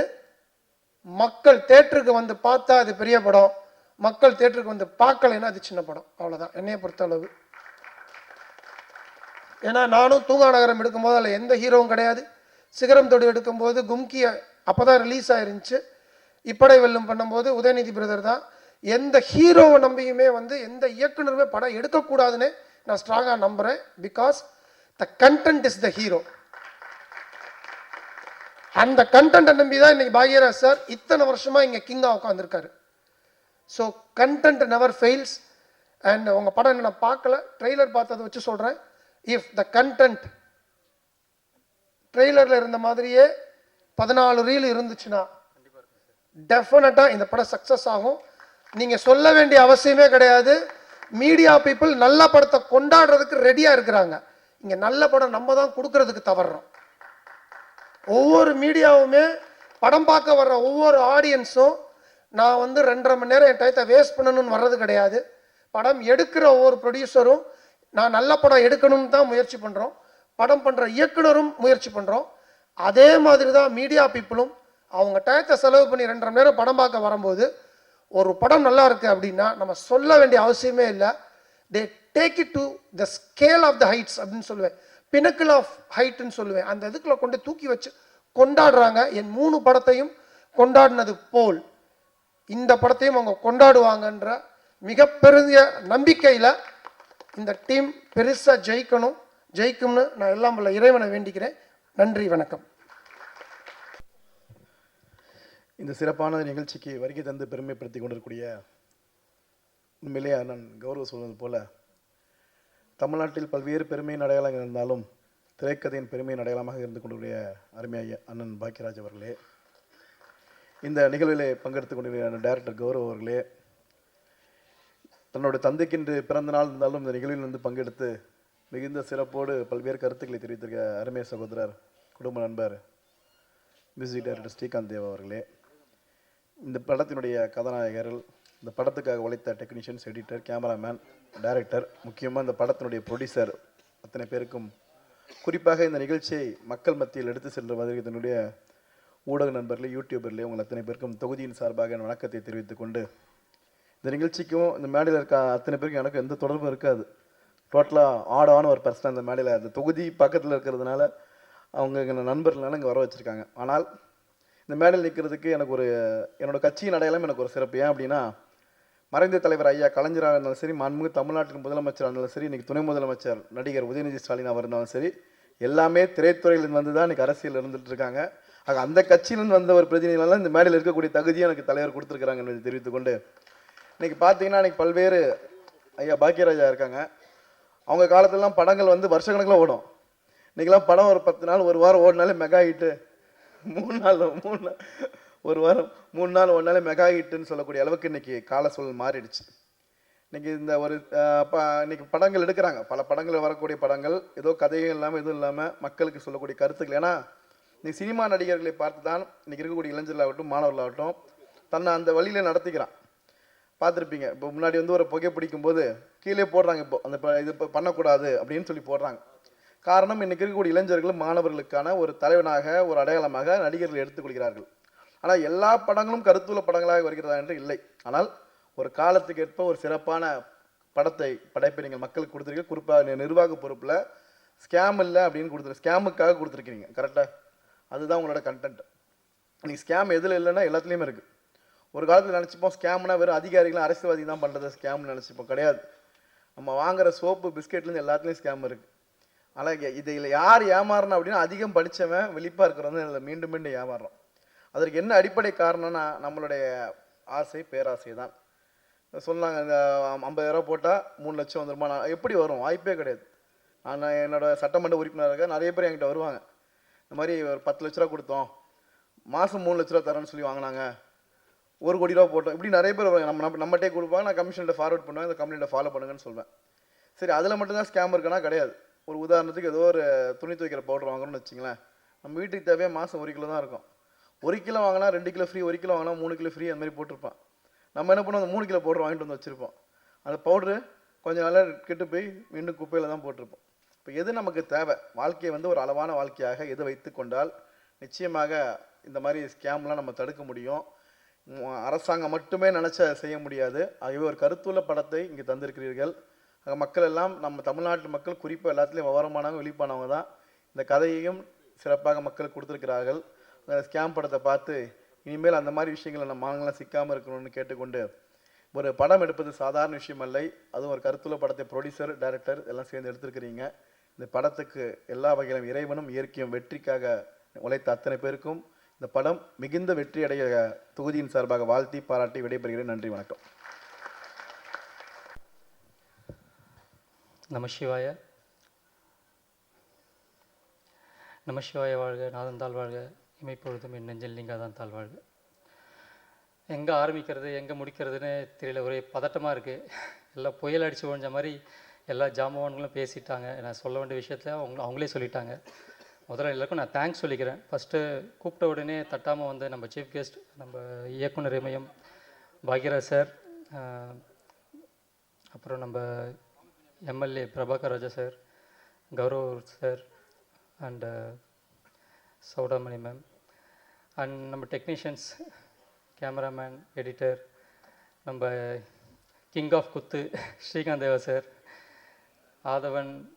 ஆதவன் அண்ணா, விஜயெல்லாம் வேணாம் அண்ணன், அப்புறம் நம்ம கூட்டணி தட்டாமல் வந்த இமான் அண்ணாச்சி, பிளாக் பாண்டி சார், நம்ம டான்ஸ் மாஸ்டர், நம்ம லிரிசிஸ்ட் கருணாகரன், என் டார்ச்சர் எல்லாம் தாங்கி இந்த படத்தை நல்லபடியாக ப்ரொடியூஸ் பண்ண ராதாகிருஷ்ணன் சார், கூட உப producer Bhuvaneswaran sir, Jyothilakshmi ma'am, Shaju, அவங்களெல்லாம் பயங்கரமாக டார்ச்சர் பண்ணியிருக்கேன். நான் பண்ணாத டார்ச்சரே இல்லை இந்த படத்தில். இது வேணும் இது வேணும் இது வேணும், ஃபஸ்ட்டு ஒன்று சொல்லிடுவேன், அதுக்கப்புறம் இது வேணும்னு சொல்லும் போது அப்படியே அவர் ராணா சொன்ன மாதிரி தான், அப்படியே ஒரு லுக்கு பார்ப்பார், சரி அப்படின்னு வந்துடுவார். அதுக்கு ஒரு பெரிய மன இது வேணும், பெரிய மனசு வேணும். அதெல்லாம் நான் கேட்கும் போது குவாலிட்டியில் காம்ப்ரமைஸ் பண்ணாமல் இந்த படத்தை பண்ண வச்சதுக்காக எல்லாருக்குமே நான் தேங்க்ஸ் சொல்லிக்கிறேன். அப்புறம் இந்த படத்தில் நடித்த கோ ஆர்டிஸ்ட் மிருத்துலா, மீனா, அர்ஜுன், கோதை சந்தானம், அம்மன்புரம் சரவணன் அண்ணன், அப்புறம் சாரிண்ணே கொஞ்சம் இதில் மறந்துட்டேன், சாரி மன்னிச்சிருங்கண்ணே. அவர் சூப்பராக ரோல் பண்ணியிருக்காரு, பட் ஏதோ ஒரு டென்ஷனில் ஒரு ஸ்டேஜில் கூட மறந்துட்டேன் அண்ணா, மன்னிச்சிருங்கண்ணே, சாரிண்ணே. ஸோ எல்லாருமே இந்த படத்தில் வந்து ஏன் நிர்வாகம் பொறுப்பல்ல அப்படின்னு வரும்போது எம்எல்ஏ சார் சொன்ன மாதிரி தான், எல்லாருமே இந்த வாழ்க்கையில் இங்கே அரங்கத்தில் இருக்க எல்லாருமே ஏதோ ஒரு ஸ்கேமில் கண்டிப்பாக மாட்டிருப்பீங்க. அது உங்களுக்கு தெரிஞ்சோ தெரியாமலோ. இந்த படம் எடுத்து நான் சில பேருக்கு போட்டு காட்டும் போதும் அப்போ தான் சொல்கிறாங்களே, நானும் ஒரு 10 லட்ச ரூபா போட்டிருக்கேன், நானும் ஒரு 5 லட்ச ரூபா போட்டிருக்கேன். இது தெரிஞ்சே எப்படி ஏமாறுறீங்கன்னு எனக்கு சீரியஸாக புரியல. இதுக்கு முன்னாடி அதே மாதிரி பேட்டர்னில் நிறைய ஏமாற்று வேலைகள் நடந்திருக்கு, அதையும் பார்த்துட்டோம். அது அப்படி நடந்திருக்குன்னு தெரிஞ்சும் திரும்ப திரும்ப ஏமாறுறாங்க. அதுவும் ஏமாத்துறணும் அப்படி இல்லை, ஒரு பேட்டர்னில் வந்து உஷாராயிட்டாங்கன்னா அவன் அடுத்த பேட்டர்ன், அது அடுத்த பேட்டர்ன். இந்த படம் இப்போ நிர்வாகம் பொறுப்பல்லன்னு ஒரு ஸ்கேம் படம் எடுக்கிறேன்னு சொல்லி எடுத்தால் ஒரு 10 பார்ட் எடுக்கலாம், அவ்வளோ விஷயம் இருக்குது. ஸோ என்னால் முடிஞ்சதை ஒரு 4 ஸ்கேமை வந்து இந்த படத்துக்குள்ளே ஒரு எங்கேஜிங்காக இருக்கிற மாதிரி வச்சு பண்ணியிருக்கேன். அண்டு டிஓபி நான் என்ன கேட்குறேனோ அதுக்கு மேலே பெட்டர்மெண்ட்டாக பண்ணி கொடுக்குறதுல அவர் அடிச்சுக்க ஆளே இல்லை. தேங்க்யூ ராஜேஷ். ஏன்னா அவரையும் கூப்பிட்டுட்டு ஊராக நான் கண்ட்ரியாக காஷ்மீருக்கும் கூப்பிட்டு போயிட்டு அவர் வாங்க நீங்கள் தான் மெயின், மற்றதெல்லாம் அப்புறம் பார்த்துக்கலாம் அப்படின்னு சொல்லிட்டு. மிருத்துலா கூட வந்து ரொமான்ஸ் பண்ணதோட நான் அவர் கூட தான் அதிகமாக ரொமான்ஸ் பண்ணியிருக்கேன் இந்த படத்தில். அவருக்கு இருக்கிற ரொமான்ஸ் தான் இந்த நீங்கள் பார்த்த விஷுவலில் வந்துச்சு. அப்புறம் எடிட்டர் சார், எப்போவுமே நான் அங்கே 2 பேர் நைட்டில் தான் ஒர்க் பண்ணுவோம். நைட்டு 10 மணிக்கு ஆரம்பித்து விடிய அவரை டார்ச்சர் பண்ணிகிட்ருக்கேன். என்ன சார் கரெக்டு தானே? அவர் பேச சொன்னால் பேச மாட்டேன்ட்டார், அதெல்லாம் அவர் கூப்பிடல. அப்புறம் அவர் கூப்பிடலன்னு தப்பாக நினச்சிக்காதீங்க. அப்புறம் நம்ம சவுண்ட் டிசைனர் கோ ப்ரொடியூசர் ஷாஜு, ஒரு பக்கம் மியூசிக் ஒரு பக்கம் சவுண்ட், ஒரு எல்லாமே மிக்ஸ் பண்ணி ஃபைனலாக ஒரு விஷுவல் வரணும், ஃபைனலாக வந்து ஒரு விஷயம் வந்து மக்கள்கிட்ட கன்வே ஆகணுன்றதை சூப்பராக பண்ணி அதை வந்து நீங்கள் எல்லாம் கேட்குற மாதிரி பண்ண ஷாஜுக்கு ரொம்ப ரொம்ப நன்றி. அண்ட் மியூசிக் டைரக்டர் ஸ்ரீகாந்த் தேவா அண்ணன், இந்த விழாவோட நாயகன்.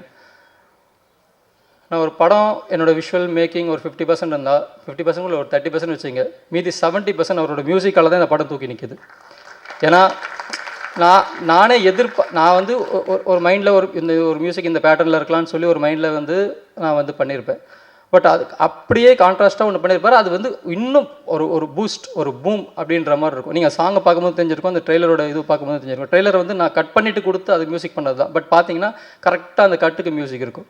அதெல்லாம் வந்து ப்ரில்லியன்சியில் மட்டும்தான் பண்ண முடியும். அண்ட் நான் கூப்பிட்ட உடனே வந்து பாடி கொடுத்த ஆக்டர் ஜெய் அண்ணன், தேவா சார், இன்றைக்கி அவருக்கு பர்த்டே, ஹாப்பி பர்த்டே தேவா சார். சார் என்னோடய விஷஸ் கன்வே பண்ணுறேங்க, சாரி அவர்கிட்ட நேரில் சொல்ல முடியல. And Saindhavi ma'am, Chitra ma'am எல்லாருக்குமே இந்த இடத்துல என்னோடய தேங்க்ஸ் சொல்லிக்கிறேன். லிரிசிஸ்ட்டுக்கும் நான் கொஞ்சம் அப்படி இப்படி தான் கொஞ்சம் அவர் ஒரு 4 பாட்டு கொடுத்தா 4 இல்லை இன்னொன்று கொடுத்தா இல்லை இன்னொன்று அப்படின்னு சொல்லி பெட்டர்மெண்ட் பண்ணி வந்தது தான். அந்த டெல்லி மேட்டர்லாம் சார் கௌரவ் சார் அவர் போட்டது நம்மளுக்கு தெரியாது. அவர் கொடுத்தாரு, நான் ஓகே தான் பண்ணேன், அவ்வளோதான். அது அவரோட கற்பனை. அவர் தான் ஏதோ எலெக்ஷன் இது பொலிட்டிக்கலாக போகிறான்றாரு, அவர் தான் பார்த்துங்க பிடிச்சி விட்டுங்க. அண்டு ஹீரோ கம் டைரக்டர் அப்படின்னு சொல்கிற விஷயம் வந்து இப்போ நிறைய பேர் பண்ணலாம், பட் எல்லாத்துக்கும் முன்னோடி நம்ம சார் பாக்யராஜ் சார் தான். அவர் ஹீரோவாக பண்ணி டைரெக்டாக பண்ண முடியுன்ற கொடுத்த நம்பிக்கையில் தான் இந்த விஷயத்தை நாங்கள் எடுத்திருக்கோம். கௌரவ் சார் சொன்ன மாதிரி கண்டென்ட் தான் கிங், அவருமே ஒரு ஹீரோ டைரக்டர் தான். ஸோ இவங்களாம் பண்ணும்போது நம்மளுக்கு ஒரு பூஸ்ட், ஓகே நம்மளே பண்ணலாமே, ஒன்றும் தப்பு இல்லையே. நம்மளால் என்ன ஒரு ஹீரோனா என்ன வேணும், நடிக்க தெரியணும் மெயினாக. நம்மளுக்கு நடிக்க வரும், சரி அப்பப்போ கொஞ்சம் டான்ஸும் வரும். எல்லோரும் டான்ஸை பாராட்டினீங்க, எல்லாருக்கும் ரொம்ப நன்றி. அண்ணா விஜய் மாதிரிலாம் வர்றதுன்னு நம்மளுக்கு லைட்டாக அது விஜய் சார், சிம்பு சார் மாதிரிலாம் இல்லை. நம்ம ஆமாம், நீங்கள் வேணா பலகுரல் மன்னன் யார் மாதிரி வேணால் டக்குன்னு மாறிடுவீங்க, நம்மளால் அப்படி முடியாது இல்லைண்ணே. அதனால் நன்றி. ஆதவன் சார் நானும் அடித்த ஷூட்டிங் ஸ்பாட்டில் வச்ச லூட்டிலாம் பயங்கரம். இன்னும் மேக்கிங் வீடியோஸ் நிறைய இருக்குது, நாங்கள் அடுத்த விட்டுரும் பாருங்கள். அவர் இருந்தால் செட்டே கலகலன்னு இருக்கும். அது இப்போ இந்த மேடையை ஒரு 15 நிமிஷம் உங்களை அப்படியே ஒரு கண்ட்ரோல் வச்சுருந்தார் இல்லையா, அந்த மாதிரி செட்டில் இருக்க எல்லாருமே அவர் ஒரு கண்ட்ரோல் வச்சிருப்பார். அவர் வந்தாலேச்சா அன்றைக்கி அவர் ஷூட் இல்லைன்னா நானே ஃபீல் பண்ண வச்சா அண்ணன் தான் நல்லா இருந்திருக்குமே, இன்னும் ஜாலியாக இருந்திருக்குமே அப்படின்னு சொல்லி. அதே மாதிரி பிளாக் பண்ணி சார், இது ஒரு 4 ஸ்கேம்ன்றதால ஒரு ஸ்கேம்லேயே ஒரு லீட் மாதிரி வருவாங்க. அதில் பிளாக் பண்ணி சார் ஒரு படத்தோட ஃபஸ்ட்டு 20 மினிட்ஸை ஒருத்தர் கேரி பண்ணி போக முடியும்னா அந்த மனுஷனால தான் முடியும். அவர் கேரி பண்ணி போயிருக்காரு. அது வந்து அந்த 10 நிமிஷம் பார்த்தவங்க இப்படி ஒரு விஷயம் நடக்குதான்னு சொல்லி ரொம்ப ஆச்சரியப்பட்டாங்க. அது கேட்கும் போது எல்லாருக்கிட்டையுமே அந்த விஷயம் நடந்திருக்கு. ஸோ தேங்க்யூ பிளாக் பண்ணினேன். அப்புறம் இமான் நினச்சும் அவர் பண்ண போர்ஷன்னு படம் பார்த்தவங்க அவர் போர்ஷனில் மட்டும்தான் விழுந்து இருச்சாங்க. அவங்க கூட நடித்த தவமணின்னு ஒரு கேரக்டர் பண்ணியிருக்காங்க, அவங்களோட ஒய்ஃபாக பண்ணியிருக்காங்க, அவங்கள வந்திருக்காங்க. அவங்களும் சூப்பராக பெர்ஃபார்ம் பண்ணியிருக்காங்க. அவங்களுக்கும் ஒரு கைத்தட்டல் கொடுத்துருங்க, ஏன்னா அவங்கள மேடையிலும் கூப்பிட முடியல. ஸோ அதான் இந்த படம் மொத்தமாக வந்து ஒரு பேக்கேஜாக ஒரு எங்கேஜாக இருக்கும். அப்புறம் நான் இன்னொருத்தருக்கு தேங்க்ஸ், அதாவது நன்றி கடன் எப்படின்னா சொல்லலாம். என்னோடய மனைவி சுகிர்தா அவர்கள் என்கிட்ட இருக்க படத்துக்கு போயிட்டு ஷூட்டிங் போயிட்டு இல்லை எடிட்டிங் எதுவும் போயிட்டு செம்ம ப்ரெஷரில் வரும். எல்லா ப்ரெஷரும் கொண்டு வந்து அவன் மேலே தான் கொட்டுவேன். இவ ஏன் சம்மந்தமே இல்லாமல் என்னை திட்டிகிட்டு இருக்கான்னு நிறைய தடவை கேட்டிருக்கா. பட் எனக்கு வேறு எங்கேயும் முடியல, அங்கே தான் காட்டும் எல்லாத்தையும். பட் அவ்வளோ டார்ச்சரையும் பொறுத்துக்கிட்டு என்னை பேம்பர் பண்ணிக்கிட்டு என்ன மாதிரி ஒரு சைக்கோ கூடலாம் குடும்பம் நடத்துறதுல ரொம்ப தேங்க்ஸ்மா, தேங்க்யூ ஸோ மச். இன்னும் டார்ச்சர்ஸ் நிறைய வரும், பட் அதையும் பொறுத்துக்கொள்ளும், அவ்வளோதான்.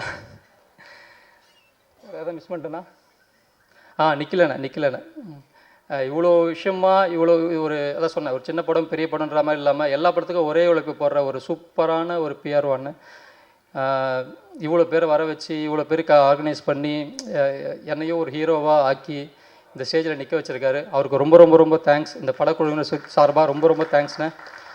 அண்ட் ப்ரெஸ் அண்ட் மீடியா, நீங்கள் இல்லைன்னா இங்கே யாருமே இல்லை. ரஜினி சாரும் இல்லை, கமல் சாரும் இல்லை. நீங்கள் எழுதுறது, நீங்கள் சொல்கிறது தான் மக்கள்கிட்ட போய் சேர்றது. நாங்கள் என்ன ஒன்றா சொல்லலாம், பட் நாங்கள் என்ன நீங்கள் சொல்லணும்.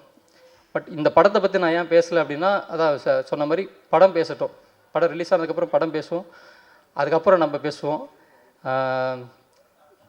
Thank you for every one. N friends families எல்லோரும் வந்திருக்கீங்க, அவங்களுக்கெல்லாம் தனித்தனியாக நன்றி சொல்ல முடியாது, மொத்தமாக ஒரு நன்றி சொல்லிக்கிறேன். Thank you for everything. Thank you so much. தன் கதை மீதும்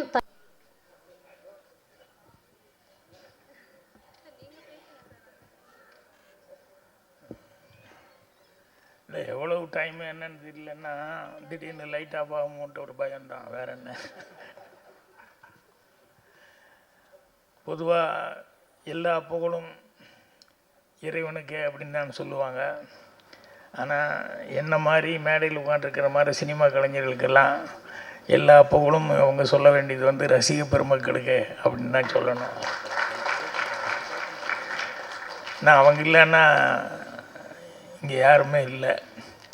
ஏன் அவங்கள்லேருந்து ஆரம்பிக்கிறேன் அப்படின்னா, அவங்களும் பத்திரிகை மற்றும் அனைத்து டிவி ஊடக நண்பர்கள் இவங்க எல்லாருமே இந்த படத்தை பொறுத்த வரைக்கும் முதல் ப்ரொடியூசர் ராதாகிருஷ்ணன் அவர்கள்.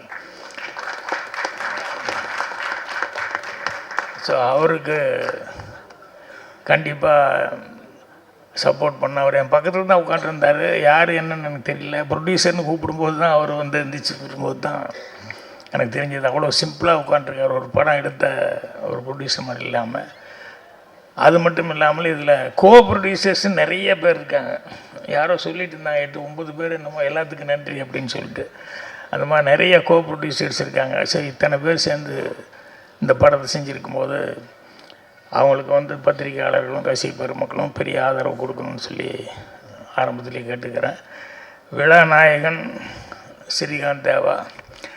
இந்த சினிமாவில் ஆபத்தாந்தவன் அப்படின்னு சொல்லி சொன்னோம்னா அவங்க அப்பா அந்த பேர் எடுத்திருக்காரு.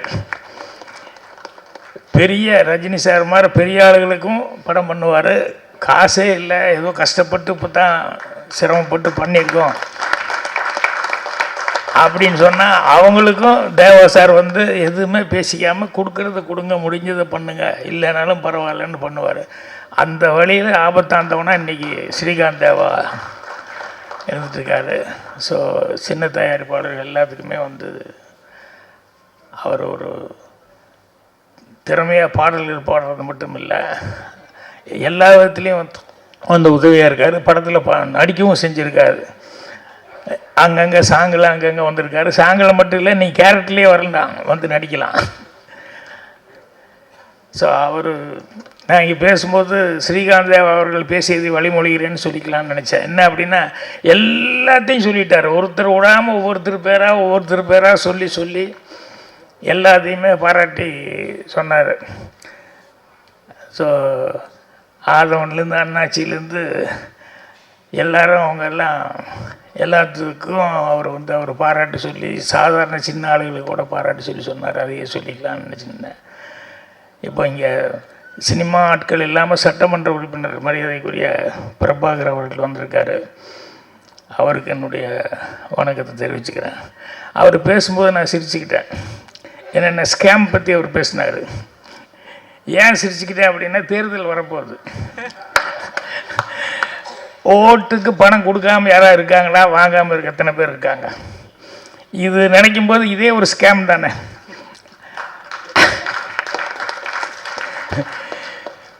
என்னென்னா அதுக்குள்ளே வந்து இப்போ எல்லாருமே வந்து இன்வால்வ் ஆகிட்டோம். அதுலேருந்து யாரும் ஒன்வே மாதிரி உள்ளே வந்து போனதுக்கப்புறம் அதுலேருந்து யாருமே வெளியே போக முடியாத அளவுக்கு இன்றைக்கி மாட்டிக்கிட்டு இருக்காங்க. சரி, அதை பற்றி பேசினோம்னா தேர்தல் நேரத்தில் அதை பற்றி பேசினா ரொம்ப இதாக போகும். அதனால் அதை நான் விட்டுறேன். இந்த ஸ்கேம் அப்படின்னு சொல்லி எல்லாம் பேசிட்டாங்களே, அதுக்கு என்னென்னா சாதாரண ஆளை விட அதை பண்ணுறவனுக்கு மூளை நிறைய வேணும். சாதாரண ஆளுங்க அதனால் பண்ண முடியறதில்ல. இந்த சுமைக்கா முதல்ல ஆரம்பத்தில் பேசும்போது நல்ல ஒரு வாசகம் சொன்னாப்புல. என்னென்னா ஏமாறுறவன் இருக்கிறதுனால ஏமாத்துறாங்களா, இல்லை ஏமாத்துறவன் இருக்கிறதுனால ஏமாறுறாங்களா அப்படின்னு சொல்லிட்டு ஆரம்பித்தாப்புல. அதுதான் உண்மை. ஏன்னா எல்லோரும் பண்ணுறது வந்து எல்லாருக்கும் வந்து ஈஸியாக பண்ணிட முடியாது. அதுக்குன்னு ஒரு தனி மூளை வேணும். அவங்க என்னென்னா நெகட்டிவில் போயிட்டாங்க. பாசிட்டிவில் போயிருந்தால் அவங்க வேறு மாதிரி வந்திருப்பாங்க. பாசிட்டிவில் போகல, நெகட்டிவில் போயிட்டாங்க. எனக்கு தெரிஞ்சு நான் பாக்கியால் எல்லாம் எழுதும்போது இப்போ ஏதாவது கேள்வி பதில் எழுதும்போது ஒன்று எழுதினேன். இன்றைக்கி நான் அது வந்து ரொம்ப ரசிப்பேன். என்னென்னா ஒருத்தன் அப்போ தான் வர்றான் ஆஃபீஸுக்கு வந்தோடனே ஒரு மேனேஜரை வந்து பார்த்து, வணக்கம், இன்றைக்கி தான் புதுசாக வேலைக்கு சேர்றேன், அப்படியா, நல்லபடியாக பார்த்து செய்ய அப்படின்னாரு. செய்கிறேங்க, எனக்கு ஒரு சின்ன கெட்ட பழக்கம் இருக்குது அப்படின்னா. என்ன அப்படின்னா, நான் போனால் யாருக்கிட்ட வேணாலும் பெட்டு கட்டி முட்டாள் ஆக்கிடுவேன். அது எனக்கு ஒரு பெரிய கெட்ட பழக்கம். இப்போ விட்டா உங்களை கூட ஒரு 2 நிமிஷத்தில் முட்டாள் ஆக்கிடுவேன். இப்படி நேருக்கு நேர் சொன்னால் கோபம் வருமில்ல. இல்லை, என்ன நீ முட்டாள் ஆக்கிடுவியா அப்படிங்கிற மாதிரி ஒரு ஈகோ வந்துடுது. இல்லை நான் முட்டாள் ஆக்கிடுவேன் அப்படின்னு சொல்லி சொன்னால், நான் சும்மா இல்லைங்க, நான் 50 ரூபா, நீங்கள் 100 ரூபா வாங்கிக்கலாம், நான் முட்டாள் ஆக்க முடியலன்னா 100 ரூபா கொடுத்துட்றேன், முட்டாள் ஆக்கிட்டால் நீங்கள் 50 ரூபா கொடுத்தா போதும் அப்படி இப்படின்னு சொல்லி பேசினா அவருக்கு ஒரு ஈகோ வந்துடுச்சு. சரி, 100 ரூபாயை நான் பெட்டு கட்டுறேன் அப்படிங்கிற மாதிரி ஏதோ ஒன்று சொல்லி, எப்படி நீ 2 நிமிஷத்தில் என்ன முட்டாளாக்கி பார்க்கலாம் அப்படின்னா. உடனே அவன் சொன்னால், சார் உங்கள் வலது பக்கம் தான் தொடையில் ஒரு மச்சம், முன்னாலேயோ பின்னாலேயோ தொடையில் அந்த இடத்துல ஒரு மீன் மச்சம் இருக்குது அப்படின்னா. பணத்தை எடுத்து வை, முதல்ல பணத்தை டேபிளில் எடுத்து வைன்னு சொல்லிட்டு, மீன் மச்சம். உடனே பேண்ட்டை கழட்டிட்டு பாரியா முன்னாலேயும் பாரு பின்னாலேயும் பாருனாரு. தேங்க்ஸுங்கன்னு 100 ரூபா எடுத்து வச்சுட்டான். அப்புறம் உங்களால் எனக்கு 300 ரூபா லாபம் அப்படின்னு. என்ன அப்படின்னா, இல்லை வந்துன்னுமே மேனேஜரை வந்து பேண்ட்டை கழட்டி வைக்கிறேன் நான் அப்படின்னு வெளியே ஒரு 4 பேர்த்துக்கு பந்தயம் கட்டிட்டு வந்தேன். இந்த ஜன்னல் வழியாக பாட்டுருக்காங்க பாருங்க, அதனால் உங்களுக்கு 100 ரூபா தான் எனக்கு செலவு, எனக்கு 300 ரூபா எனக்கு வசூல் அப்படின்னா. இதுக்கு அவன் எவ்வளோ ரூம் போட்டு யோசிச்சிருக்கான். இந்த மாதிரி ஸ்கேம் பண்ணுறது அப்படிங்கிறது வந்து நினச்சி பார்த்தா ஒவ்வொன்றும் ஆச்சரியமாக இருக்கும். இது நம்ம ஊரில் மட்டும் இல்லை, எங்கே வெளியூருக்கு போனால் கூட இதில் வந்து இந்த மாதிரிலாம் பண்ணுறது, டெக்னிக்கலாக ஏமாத்துறதுங்கிறது. ஃபாரின் போயிருக்கிறோம் நான். அப்போ எங்கள் கூட ஆர்டிஸ்ட் இறந்துட்டாங்க, மஞ்சுளா, விஜயகுமார் அவங்க ஒய்ஃப் மஞ்சுளா எங்கள் கூட வந்துருந்தது, பூர்ணிமா எல்லாருமே இருக்கேன். நாங்கள் ஒரு குரூப்பாக ஒரு 6-7 பேர் இருக்கிறோம். ஒரு ஏர்போர்ட்டில் வந்து நின்றுருக்கும்போது என்னமோ ஒன்று இது எடுக்கணும், பாஸ்போர்ட் இதை எடுக்கணும் அப்படின்னு சொல்லும்போது மஞ்சுளா அவங்களுடைய பேக்கை ஓப்பன் பண்ணி, சூட்கேஸ் இதை ஓப்பன் பண்ணி அதுக்குள்ளே இருந்து அந்த பாஸ்போர்ட் இதை எடுத்தாங்க. எடுத்துகிட்டு பணம்லாம் எடுத்துகிட்டு ரெடி பண்ண திடீர்னு பார்த்தா பேனம் பேனம் அப்படின்னு ஒரு சவுண்டு. எல்லோரும் ஷாக் ஆகிட்டோம். பேனம் பேனம்னு ஒருத்தர் கத்துனா எல்லாரும் திரும்பி பார்க்குறான். ஒருத்தர் வயசான ஒருத்தர் பேனம் பேனம் அப்படின்னு சொல்லி, அப்புறம் எல்லாம் கேட்கும்போது பேனம் ஏர்போர்ட்னு, அப்புறம் யாரோ ஒருத்தர் திஸ் சைடு அப்படி இப்படின்னு எல்லாம் காமிச்சான். அப்புறம் நாங்கள்லாம் அந்த சைடுன்னு சொல்லி அவனை பார்த்துட்டு அதுக்கப்புறம் இப்படி திரும்பினா மஞ்சுளா ஐயோ அப்படின்றது என்னென்ன அவங்க பேக் காணும். அந்த பேனம்னு சவுண்டு கொடுத்தானே அவனுக்கும் டெக்னிக்கலாக ஒரு அண்டர்ஸ்டாண்டிங். நான் அந்த சவுண்டு கொடுத்தா எல்லோரும் திரும்புவாங்க. அந்த நேரத்தில் நீ பார்த்துக்கோன்னா யார் இந்த மாதிரி பர்ஸில் நகை இதெல்லாம் வச்சுட்டு வர்றாங்களோ அதை டெக்னிக்கலாக உடனே ஒரு சவுண்டு கொடுத்துன்னு எல்லோரும் டைவெர்ட் ஆகும் இல்லையா, தப்புன்னு அவன் எடுத்துக்கிட்டான். அங்கே போய் கேட்டோம்னா அந்த முன்னால் இருக்கவங்ககிட்ட போய் போலீஸ் அவங்ககிட்ட கேட்டோம்னா அவன் சொல்கிறான், இது தலைப்பு சொல்லிட்டான், நிர்வாகம் பொறுப்பல்ல, நீ கேர்ஃபுல்லாக இல்லாமல் இருந்தால் இத்தனை பெரிய க்ரௌடில் நான் இப்போ எங்கே போய் யாரான்னு போய் தேடுறது அப்படிங்கிற மாதிரி சொல்லி சாரின்ட்டேன். எங்களுக்கு ஃப்ளைட்டு வேறு, ஏன்னா ஒரு ஆள் வரலன்னா கூட ஃப்ளைட்டில் ப்ராப்ளம். எல்லாருமே டூரு ஒன்றாவே வந்து டிக்கெட் போட்டிருக்கோம். எங்களுக்கு அடுத்த ஊருக்கு போகிறது, அது அடுத்த ஸ்டேட்டுக்கு போகிறதுக்கு வந்து பெரிய இடைஞ்சலாகி போச்சு. இதே மாதிரி எம்ஜிஆர் அவர்கள் உடம்பு சரியில்லாமல் இருந்தப்போ நான் நியூயார்க் போயிருந்தேன். அப்போது ஏர்போர்ட்டில் இறங்கணுன்னே வெளியே போகும்போது அங்கே ஃபார் டாக்ஸி அப்படின்னு சொல்லி போட்டு அங்கே வந்து ஏதோ போட்டிருந்தான். அதுக்குள்ளே என் கூட இருந்தவர் வந்து ஒருத்தன் வந்து கூப்பிட்டுக்கிட்டு இருக்கான், டாக்ஸி டாக்ஸி டாக்ஸி அப்படின்னு சொல்லி கூப்பிட்டுருக்கேன். நாங்கள் வந்து என் கூட இருந்தவர் வாங்க போகலாம் டைம் வேஸ்ட் பண்ண வேண்டாம்னு. இல்லை அங்கே ஏதோ போர்டு போட்டிருக்கான்னு நான் சொல்லிகிட்டு இருக்கிறேன். அங்கே போகலாம் கேப்ஸ்ன்னு ஏதோ போட்டிருக்கான், போகலான்னா இது ரெண்டா சார் நான் கெலுசு சார் அப்படின்னு. அவர் ஏற்கனவே அமெரிக்காவில் போயிருக்கார் வந்திருக்காருன்றனால அவரையும் கூட கூப்பிட்டு வந்திருந்தோம். 4 பேர் போய் ஏறிட்டோம், 5 பேர் போய் ஏறினோன்னு 5 பீப்புள் அப்படின்னு சொல்லிட்டு உடனே போகும்போது அவன் வந்து ஏதோ ஒரு $50 இவ்வளோ தானே, $50 தானே அப்படின்னு சொல்லிட்டு அவன் கரெக்டாக தான் சொல்லியிருப்பான், வாங்க அப்படின்னு சொல்லிட்டு ஏறிட்டோம். போனோடனே பனி வேறு கொட்டிக்கிட்டு அந்நேரத்துக்கு நெருப்பு மாதிரி போய் டபக்குன்னு காரில் ஏறி இறஞ்சிட்டோம். அங்கேருந்து ஹோட்டலுக்கு போனோம். போய் இறங்கணுன்னே $50 எடுத்து கொடுத்தோம். வாட் 50? இல்லை யூ ஒன்லி டோல்டு 50 அப்படின்னா. ஈச் 50. 5 பேர்த்துக்கு $250 கொடுன்ட்டான். என்னடா அமெரிக்காவில் இப்படி பண்ணுறானுங்க. நம்ம ஊரில் நான் கேள்விப்பட்டிருக்கேன், ஐஸு பீச்சில் போய் வாங்குவோம் இல்லையா, எவ்வளோப்பா அப்படின்னா 50 பைசா, ஒன்று 50 பைசா அப்படிமா. சரி 50 பைசா தானே நான் வாங்கி வாயில் வச்சதுக்கப்புறம் காசு கொடுக்க போனேன், ஒன்று 50 பைசானா ₹1 50 பைசா அப்படிமா. என்னையா இப்படி சொல்கிறா அப்படின்னா, இல்லை ₹1 50. இங்கே பாரியா ஏமாத்துறான்னா உடனே லபலபலப்பன்னு ஒரு 5-6 பேர் பக்கத்து கடையிலேருந்து வந்துடுவானுங்க. என்ன பண்ணுறான்னு இதை பார்த்தோன்னே பயந்து வேண்டாப்பா காசு கொடுத்துட்றோம் அப்படின்ட்டுருவோம். இந்த மாதிரி இது இங்கே மட்டும் இல்லை, அமெரிக்காவில் கூட இந்த மாதிரிலாம் நடக்குது. அப்படிங்கும்போது நம்ம தான் கேர்ஃபுல்லாக இருக்கணும் அப்படின்னு சொல்லிட்டு இங்கே பேசும்போது சௌதாமணி பேசிகிட்டு இருக்கும்போது அவங்க ரொம்ப நல்லா பேசினாங்க. அவங்களுக்கு கௌதம் நாராயணன் வந்து அவர் ரொம்ப அக்கறை எடுத்து பேசினார். என்னென்னா சின்ன படம் ஓடணும், அதுக்கு வந்து உங்களுடைய ஆதரவுகள்லாம் கொடுக்கணும் அப்படிங்கிற மாதிரி ரொம்ப சினிமா மேலே ஒரு அக்கறை எடுத்து பேசினார். அவர் சௌதாமணி ரொம்ப சிறப்பாக தமிழில் ரொம்ப அழகாக பேசிக்கிட்டு இருந்தாங்க. அப்புறம் சென்சார் அப்படின்னு சொன்னோடனே எனக்கு ரொம்ப சந்தோஷமாக தான். எனக்கு சென்சார் கொஞ்சம் விவரமாக இந்த மாதிரிலாம் இருக்கிறது கொஞ்சம் நல்லது தான் அப்படின்ட்டு நான் ஒரு படம் தூரில் நின்று போச்சு. சென்சாருக்கு போனால் சென்சாரில் வந்து ஒரு கட்டு அப்படின்னாங்க.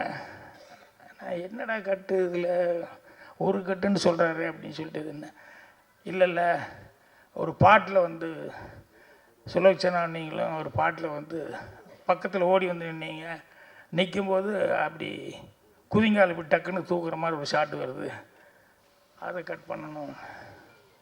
ஏங்க குதிங்கால் தூக்குறதுல என்ன இருக்கு? இல்லை அது கிஸ் பண்ணுற மாதிரி மீனிங் கொடுக்குது அப்படின்னு.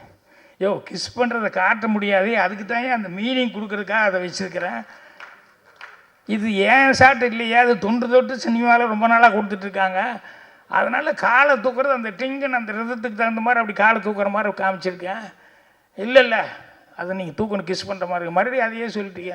எனக்கு வேறு ஒன்றுமே இல்லையா கட் பண்ணுறதுக்கு அப்படின்னா, அவர் கட் பண்ணுறதுக்கு ஒன்றுமே இல்லைங்கிறதுக்காக எவ்வளோ இதாக வந்து இப்படி ஆர்கியூ பண்ணார் அப்படின்னு சொல்லி நினைக்கும் போது எனக்கு ரொம்ப ஆச்சரியமாக இருந்தது. பட் இந்த மாதிரி இவங்கெல்லாம் பேசும்போது தான் தெரியுது, இவங்கெல்லாம் இருந்தாங்கன்னா சினிமா கொஞ்சம் சப்போர்ட்டாக இருக்கும். காரண காரியத்தோடு தான் வைக்கிறாங்க, இதுக்கெல்லாம் ஒரு ரீசன் இருக்கும் அப்படின்னு சொல்லிட்டு. ஸோ அது ஒரு ஆரோக்கியமான ஒரு சமாச்சாரம். இந்த ஸ்கேமெல்லாம் பார்க்கும்போது சினிமாவில் நம்மளும் வந்து ஏதாவது, ஏன்னா பாக்கியாக எழுதுறது படிக்கிறதுல வரும் சிலது வந்து நான் ரொம்ப ரசித்து ஒன்று வச்சேன், அது படத்துக்கு வைக்க யூஸ் பண்ண முடியல. ஆனால் படத்தில் வந்து அதை வச்சேன்னா வடிவேலுக்காக அந்த காமெடி ஒரு படத்துக்காக யோசித்தேன். என்னென்னா ஒரு ஹோட்டலில் வந்து வடிவேல் அவன் வெளியூர்லேருந்து எங்கேயா வெளியூர் போய் பிழைக்க போகணும்னு சொந்த ஊர் விட்டுட்டு ஒரு பொட்டி தகர பொட்டி எடுத்து அதில் துணியெல்லாம் எடுத்து தகர பொட்டி கூட வருவான். வந்தால் ஒரு பிராமணால் கபேன்னு ஒரு ஊரில் புது ஊருக்கு வந்தவன் வந்து பார்க்குறான் பிராமணால் கபே. அப்படி பார்த்தோன்னே அந்த போர்டு பட்டியல் வச்சுருப்பாங்க இல்லையா, இட்லி தோசை அது இதெல்லாம் எவ்வளோன்னு. அப்புறம் இட்லி நம்மக்கிட்ட இருக்கிற காசுக்கு 2 இட்லி சாப்பிட்லாம், அவ்வளோதான். இட்லி எவ்வளோன்னு பார்க்குறான், அது ஏதோ ஒரு 2 ரூபா அப்படிங்கிற மாதிரி போட்டிருக்குன்னு வச்சுக்கோங்களேன். அதுக்கப்புறம் காஃபி ஒன்று, சரி ஒரு ரூபா. அப்புறம் ஜோப்பில் காசு, சரி 3 ரூபா, அதெல்லாம் 3 ரூபா செலவு ஒன்றும் தப்பு இல்லை அப்படின்னு சொல்லிட்டு போய் கடையில் உள்ளே உட்காந்தான். இவன் உட்கார்ந்தோடனேயுமே சர்வர் வந்தார். அதுக்குள்ளே வந்து முதல்ல சர்வர் வந்தோடனேயுமே அந்த பந்தாவாக காமிச்சிக்கணும் முதல்ல இவர் என்ன வாங்க வந்திருக்கான்னு. என்ன சார் சாப்பிட்றீங்க? முதல்ல கொஞ்சம் ஐஸ் வாட்டர் குடி, அப்புறம் யோசிச்சு நான் சொல்கிறேன் அப்படின்னு சொன்னோடனே அவன் போய் வாட்டர் கொடுக்க போயிட்டான் எரிச்சலோட. இவன் உட்காண்டிருக்கும்போது எதிர்த்தாப்புல ஒரு குழந்தை, ஒரு 6-7 வயசில் ஒரு குழந்தை வந்து எதிர்த்தாப்புல வந்து உட்காந்தது. அட பாப்பா தனியாக வந்திருக்கியான்னா? ஆமாம் அப்படின்னுது. அப்போ சர்வர் வந்தா, என்னென்னா எனக்கு 2 இட்லி அப்படின்னாரு. உடனே அந்த குழந்தைய திரும்பி பார்த்தேன், குழந்தை எனக்கு 2 இட்லி அப்படின்னு சர்வர் போயிட்டான். பரவாயில்லையே மாமா 2 இட்லி, பாப்பாவை 2 இட்லியா அப்படின்னா. சாப்பிட்டாங்க. அதுக்கப்புறம் வந்தான் சர்வர், எனக்கு ஒரு காஃபி அப்படின்னா. குழந்தைய திரும்பி பார்த்தா, குழந்தை எனக்கு ஒரு காஃபி, பரவாயில்லையே எனக்கு, நானும் மாமாவும் காஃபி நீயும் காஃபி. அதுக்கப்புறம் போயிட்டான். அதுக்கப்புறம் பில்லு கொண்டு தான், பில்லு கொண்டு தண்ணி 6 ரூபாய்க்கு எழுதி கொண்டு தான். ஏய் இங்கே வாயா, வெளியே வேலைப்பட்டியலாம் பாட்டு தான் வர்றேன், இட்லிக்கு வந்து 2 ரூபா, 1 ரூபா, காஃபிக்கு 3 ரூபா தானே போடணும் அப்படின்னா. குழந்தைக்கு குழந்தை யாரையா? எனக்கும் குழந்தைக்கு என்ன சம்மந்தம் அப்படின்னா. என்னம்மா அந்த குழந்தை திரும்பி அது யார் கூட வந்த? உடனே வடிவேலை கை காமிச்சிச்சு, இந்த மாமா கூட தான் வந்தேன்.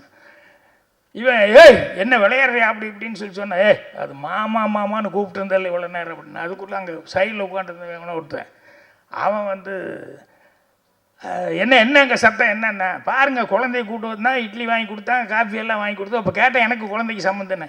இதே வேலையாக சுற்றுறானுங்க. போன வாரம் இந்த ஹோட்டலில் ஒருத்தன் அப்படி தான், நிறையா வயிறு நிறைய சாப்பிட வச்சுட்டு இப்படி பண்ணிட்டான். இந்த ஹோட்டலில் அப்படி தான்ண்ணா, ஏய் மாவாட்டுறதுக்கு ரெடி பண்ணுங்க, இருறா உடனே மாவாட்டுறதுக்கு ரெடி பண்ணுன்னு சொல்கிறீங்க, தொலை விடு நான் காசு கொடுத்துறேன்னா. அந்த குழந்தைய பார்க்குறேன், அது பாட்டில் இது எந்திரிச்சு மூவ் பண்ணிட்டுருக்கு.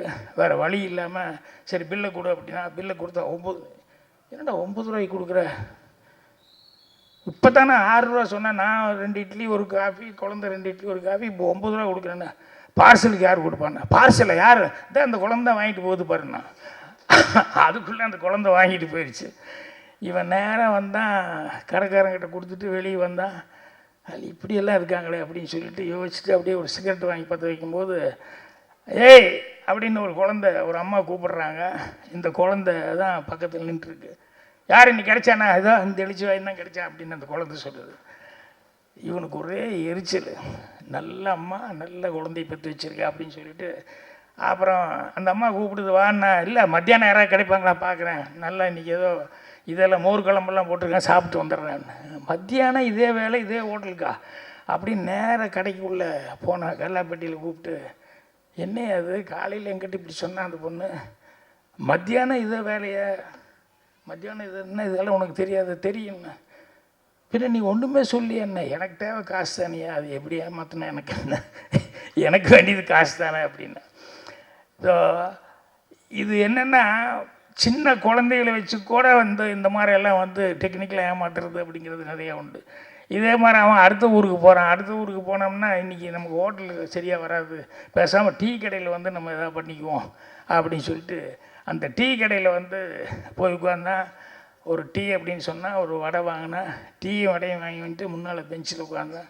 அப்படி பாட்டு சாப்பிட்லான்னு போகும்போது சட்டார்னு ஒரு சைக்கிள் வந்தது, பிரேக் அடிச்சது, நின்னது. தப்புன்னு வடிவேலையே பார்த்துட்டு வந்து வடிவேல்கிட்ட வந்து, சார் அந்த டீ கொண்டாங்க அப்படின்னா, உடனே டீ கொடுத்தேன்.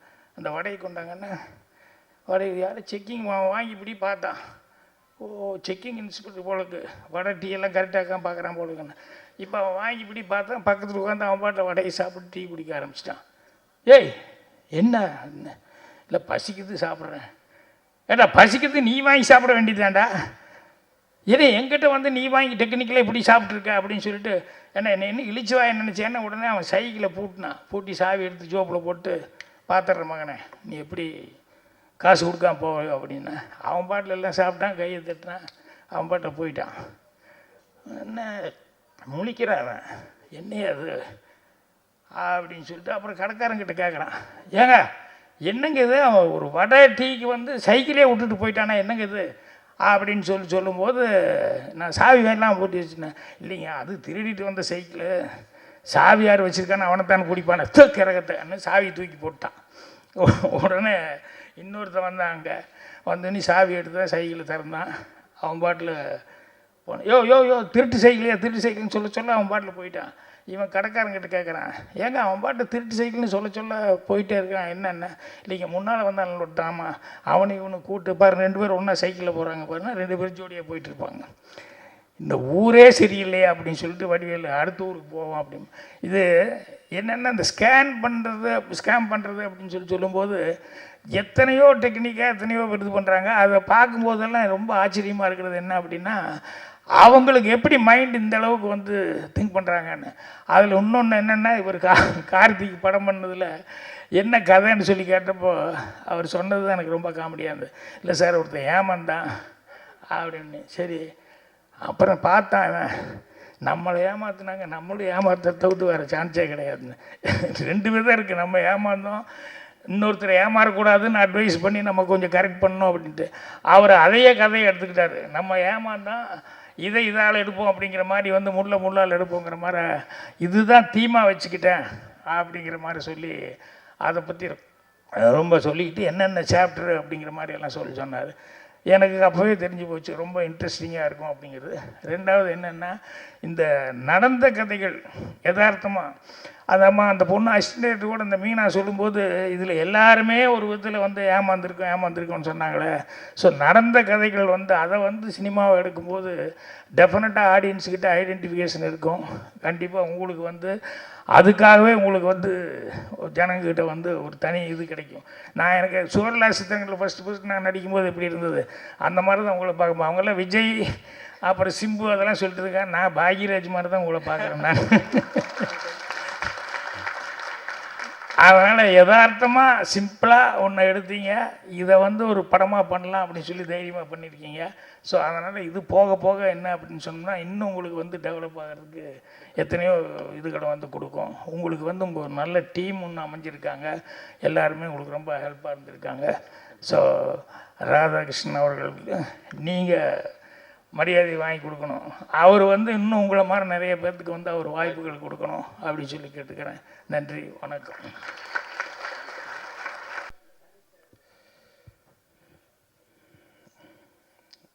எம்எல்ஏ பிரபாகர் ராஜா சாருக்கு ரொம்ப ரொம்ப நன்றி. பலத்த கரகோஷம் கொடுங்க. அதாவது அவர்லாம் வந்து பெரிய பிஸியாக இருக்கிறவங்க. நம்ம நிகழ்ச்சி வந்தது, நம்ம ஷோக்கு நிகழ்ச்சிக்கு மிகப்பெரிய ஒரு பெரிய ரொம்ப பெரிய விஷயம் சார். நீங்கள் வந்து ரொம்ப நன்றிங்க சார், ரொம்ப நன்றி சார். தேங்க்யூ. அவருங்க எங்கள் ஃபேமிலி ஃப்ரெண்டு, ரொம்ப நன்றி. அண்ட் எங்கள் ப்ரொடியூசர் எங்கள் அண்ணன் ராதாகிருஷ்ணன் அண்ணன், எங்கள் சத்தத்தை காணோம். அவர் சொன்னார் எனக்கு இது நான் இந்த ஃபீல்டுக்குள்ளே எப்படி வந்தேனே தெரியலன்னு சொன்னார். பட் அது கரெக்டு தான், அவரோட ஃபீல்டு வேறு தான். பட் இந்த படத்தில் அவர் அழகாக வந்து கரெக்டான கதையை சூஸ் பண்ணி கரெக்டான ஒரு பட்ஜெட்டில் வந்து இந்த படத்தை தயாரிச்சிருக்காரு. கண்டிப்பாக அவருக்கு லாஸ்ன்றது கண்டிப்பாக இருக்காது, கண்டிப்பாக வெற்றின்றது தான் மிகப்பெரிய விஷயமா இருக்கும். வாழ்த்துக்கள் சார், வாழ்த்துக்கள். நல்ல மக்களுக்கு என்ன கதை வேணுமோ கண்டிப்பாக அதை கரெக்டாக செலக்ட் பண்ணியிருக்காரு.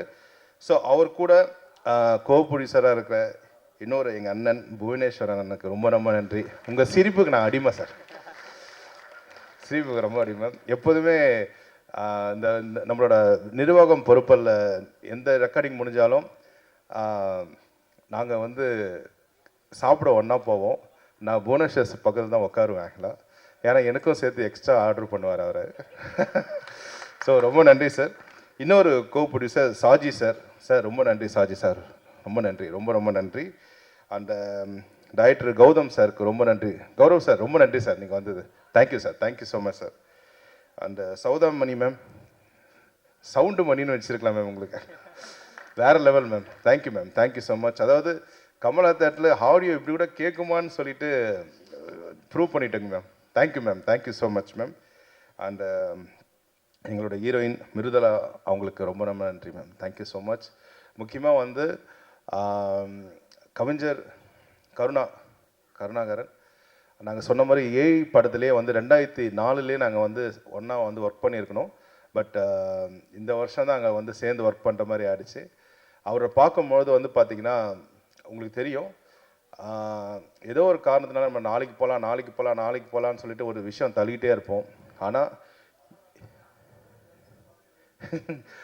இல்லை, எனக்கு அதான் 17 வயசுலேருந்து அவர் சான்ஸ் கேட்டிருந்தார். பட் கண்டிப்பாக வந்து அதான் அவர் பார்க்கும்போது எனக்கு ரொம்ப பொறாமையாக இருக்குது. இன்னும் வந்து அவரை மாதிரி நான் உழைக்கணும். அதாவது இந்த நேரத்தில் கருணா சாருக்கு நல்ல மிகப்பெரிய கரகோஷம் கொடுங்க, இந்த அரங்கமே அதிர மாதிரி கொடுங்க. நன்றி ப்ரோ, உங்களை பார்த்து நாங்கள் ரொம்ப கற்றுக்குறோம். அருமை சுரேஷ் மாஸ்டர், ரொம்ப ரொம்ப தேங்க்ஸ் மாஸ்டர். அதாவது நாங்கள் என்ன தான் சாங் பண்ணாலும் அதை நீங்கள் வந்து அந்த பீட்டுக்கு ஆடும்பொழுது அந்த சாங் வந்து எல்லாரும் சொல்கிறாங்க ரொம்ப நல்லா இருக்குன்னு சொன்னாங்க. அது வெறுமா கேட்குறத விட அந்த விஷுவலாக பார்க்கும்போது உங்கள் ஒர்க்கு வேறு level master. Thank you, thank you master. The same time cameraman சாருக்கும் ரொம்ப நன்றி, அந்த எடிட்டருக்கு ரொம்ப ரொம்ப நன்றி. அண்டு முக்கியமாக வந்து இந்த டைரக்டர், நம்ம கார்த்திக் டைரக்டர் வாங்க. அதாவது இதை சொல்லியே ஆகணும், நான் அவருக்கு முதல் படம்னு சொல்லியிருக்காங்க. இந்த முதல் படத்திலே வந்து பார்த்திங்கன்னா என்ன மாதிரி படம் நம்ம வந்து கதை சூஸ் பண்ணால் நல்லா ஓடும், ஸோ நல்ல லாபகரமாக இருக்கும், அதே சமயம் பட்ஜெட்டும் கம்மியாக பண்ணோம்னு சொல்லிட்டு சூப்பராக நம்ம கார்த்திக் ப்ரோ வந்து சூப்பராக பிளான் பண்ணி அதில் வந்து ஹீரோன்றது வந்து தாண்டி பார்த்திங்கன்னா அந்த கேரக்டருக்குள்ளே வாழ்ந்திருக்காரு ஆக்சுவலாக. அது சேம் டைம் வந்து ஹீரோவாக பண்ணுறவங்க டான்ஸ் நார்மலாக தான் பண்ணுவாங்க, அதில் டான்ஸும் சூப்பராக பண்ணியிருக்காரு ஆக்சுவலாக. ஹீரோவும் பண்ணிவிட்டு டைரக்ஷன் பண்ணது ரொம்ப ரொம்ப கஷ்டம் ஆக்சுவலாக இந்த ஃபீல்டில். ரெண்டுமே சூப்பராக பண்ணியிருக்காரு. இந்த அரங்கம் நல்ல அதிர மாதிரி நல்ல பலத்த கரகோஷம் கொடுங்க அவருக்கு. தேங்க்யூ. அதாவது உங்களுக்கு தெரியும் முதல் படம்ன்றது எவ்வளோ கடினமான உழைப்புன்னு சொல்லிட்டு அது எல்லாமே கடந்து வந்திருக்காரு. வருஷங்களோ மாதங்களோ விட்டுடுங்க, இதோட வெற்றி வந்து பெருசாக பேசப்படும் ப்ரோ. இதுக்கப்புறம் எல்லாமே நம்மளுக்கு வெற்றியாக தான் இருக்கும் ப்ரோ. வாழ்த்துக்கள் ப்ரோ, வாழ்த்துக்கள் ப்ரோ. ஸோ இந்த படத்தோட சவுண்ட் டிசைனர் இன்ஜினியருக்கு ரொம்ப ரொம்ப நன்றி. முல்லை கோதண்டம் அவருக்கும், கோதை சந்தானம் அவருக்கும் நன்றி. அப்புறம் ஃபைட் மாஸ்டர் எல்லாருக்கும் நன்றி. இந்த படத்தில் ரொம்ப ஆர்டிஸ்ட் ரொம்ப பண்ணியிருக்காங்க ஆக்சுவலாக. அப்புறம் black Pandi brother, thank you, thank you so much. அவரும் ஆர்டிஸ்ட்லாம் தாண்டி எக்ஸலன்ட் கம்போசர் அவர் ஆக்சுவலாக. அவருக்கும் பலத்த கரகோஷம் கொடுங்க இந்த நேரத்தில். And Aadhavan brother, thank you, thank you so much. அதாவது ஆதவன் பிரதர்லாம் பார்த்தா எனக்கு ரொம்ப பொறாமையாக இருக்கும் ஆக்சுவலாக. மிமிக்ரியும் நல்லா பண்ணுவார், ஆர்டிஸ்ட்டும் சூப்பராக பண்ணுவார், அது சேம் டைம் பாட்டும் சூப்பராக பாடுவார். அதே நல்ல பலத்த கரகோஷம் பண்ணாங்களே ஆதவன் பிரதருக்கு. எங்கள் இமான் அண்ணாச்சி அவர்களுக்கு ரொம்ப ரொம்ப நன்றிண்ணே, ரொம்ப மகிழ்ச்சி நான் நீங்கள் பேசுகிறது. அப்புறம் வந்து இந்த டீமுக்கு நான் வந்து உள்ளே எப்படி வந்தேன்னா ஒரு மிகப்பெரிய ஒருத்தங்க இருக்காங்க, அவங்க தான் மீனா. அவங்க தான் வந்து என்னை கூப்பிட்டு என்னோட ஃப்ரெண்டு கார்த்திக் படம் பண்ண போகிறாங்க, நீங்கள் மியூசிக் பண்ணோன்னு சொல்லிட்டு அவங்க தான் இந்த டீம் கூட்டிகிட்டு வந்தாங்க. ரொம்ப தேங்க்ஸ் மீன், அந்த நேரத்தில் உங்களுக்கு ரொம்ப ரொம்ப நன்றி சொல்லி ஆகணும். அண்டு ஐ திங்க் இந்த படத்தோட ராணா வந்து டைரக்டர் தான், அவர் இந்த படத்தை வில்லன் ஆக்கிட்டாங்க ஆக்சுவலாக. ஸோ இந்த படம் வந்து மிகப்பெரிய சக்ஸஸ் ஆகும். இந்த நேரத்தில் மீடியாவுக்கும் ப்ரெஸ் எல்லாருக்கும், சோஷியல் மீடியா எல்லாருக்குமே இந்த நேரத்தில் நன்றி சொல்கிறேன். இந்த படத்தை நல்லா நீங்கள் எழுதுகிற அளவுக்கு கண்டிப்பாக ஒர்த்தாக இருக்கும். அந்த படம் நல்லா பெஸ்ட்டாக எழுதுங்க. ஸோ முக்கியமாக இது முக்கியமான விஷயம் இப்போ நான் சொல்ல போகிறது என்னென்னா, இன்றைக்கி அப்பாவோட பிறந்த நாள். ஆமாம், இன்றைக்கி 75 அப்பாவுக்கு வயசாகுது. இன்றைக்கி முதல் பாட்டாக அவர் பாட்டு போட்டது வந்து ஐ திங்க் அவருக்கு மிகப்பெரிய கிஃப்டாக இந்த படம் வந்து அவர் கொடுத்துருக்காங்க. நிர்வாகம் பொறுப்பல்ல, அப்பா சார்பில் நன்றி சொல்லிக்கிறேன் இந்த நேரத்தில். அண்ட் சேம் டைம் இந்த படத்தில் வந்து கிரேட் சிங்கர் சித்ராமா பாடியிருக்காங்க. அந்த பாட்டு இன்றைக்கி போடல, அது வந்து கிளைமேக்ஸ் சாங்னால கொஞ்சம் அதில் நம்ம படம் பார்க்கும்போது ரொம்ப நல்லாயிருக்கும். அப்புறம் என்னோட தம்பி ஜெய் ஹீரோ அவர்கள் பாடியிருக்காங்க, அவருக்கும் இந்த நேரத்தில் ரொம்ப நன்றி. அந்த சைந்தவி மேம் பாடியிருக்காங்க, அவங்களுக்கும் இந்த நேரத்தில் நன்றி. எல்லா பாடலுக்கும் கருணாகரன் வந்து பார்த்திங்கன்னா அழகாக எழுதியிருக்காரு ஆக்சுவலாக. ரொம்ப நன்றி ப்ரோ, ரொம்ப ரொம்ப நன்றி. என் கூட வந்திருக்கேன் என்னோட மேனேஜர் பிரசாத் ப்ரோக்கும் ஐயாஸுக்கும் ரொம்ப ரொம்ப நன்றி. ஸோ இந்த படத்தை மிகப்பெரிய அளவில் இந்த ஃபங்க்ஷன் நடத்திட்டு இருக்கேன் எங்கள் பிஆர்ஓ நிக்கில் சாருக்கு, அவங்க டீமுக்கும் ரொம்ப ரொம்ப நன்றி. அப்புறம் ரொம்ப வருஷம் கழித்து என்னோடய நண்பர் சுமையா பார்த்தேன், அவங்களுக்கு பலத்த கரகோஷம் கூட ரொம்ப ஸ்வீட்டாக பண்ணிட்டு இருக்காங்க. ஸோ ரொம்ப நன்றி. வெற்றி வெற்றி ஜெயிக்கிறோம். Thank you so much. Thank you thank you.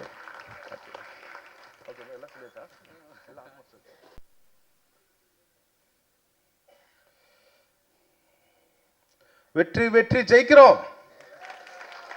எல்லாரும் எப்படி இருக்கீங்க? நல்லா இருக்கீங்களா? நன்றி நன்றி. மேடையில் இருக்கும் எங்கள் இமயம், எங்களோட காட்ஃபாதர் பாக்கியராஜ் சாருக்கு பலத்த கரகோஷம் கொடுங்க சார். ரொம்ப நன்றி சார், எங்கள் ஃபங்க்ஷனுக்கு வந்தது ரொம்ப ரொம்ப நன்றிங்க சார். அண்டு உங்கள் பர்மிஷனோட எல்லாருக்கும் பொன்னாட போட்டாங்க. நிக்கில் சாருக்கு நாங்கள்லாம் சேர்ந்து போட போகிறோம் சார். மேடைக்கு வாங்க சார் ப்ளீஸ் சார். ஏமாம் கலைமாமணி எங்கள் நிக்கில் முருகன் சாருக்கு எல்லாரும் சேர்ந்து நாங்கள் பொன்னாட போட போகிறோம்.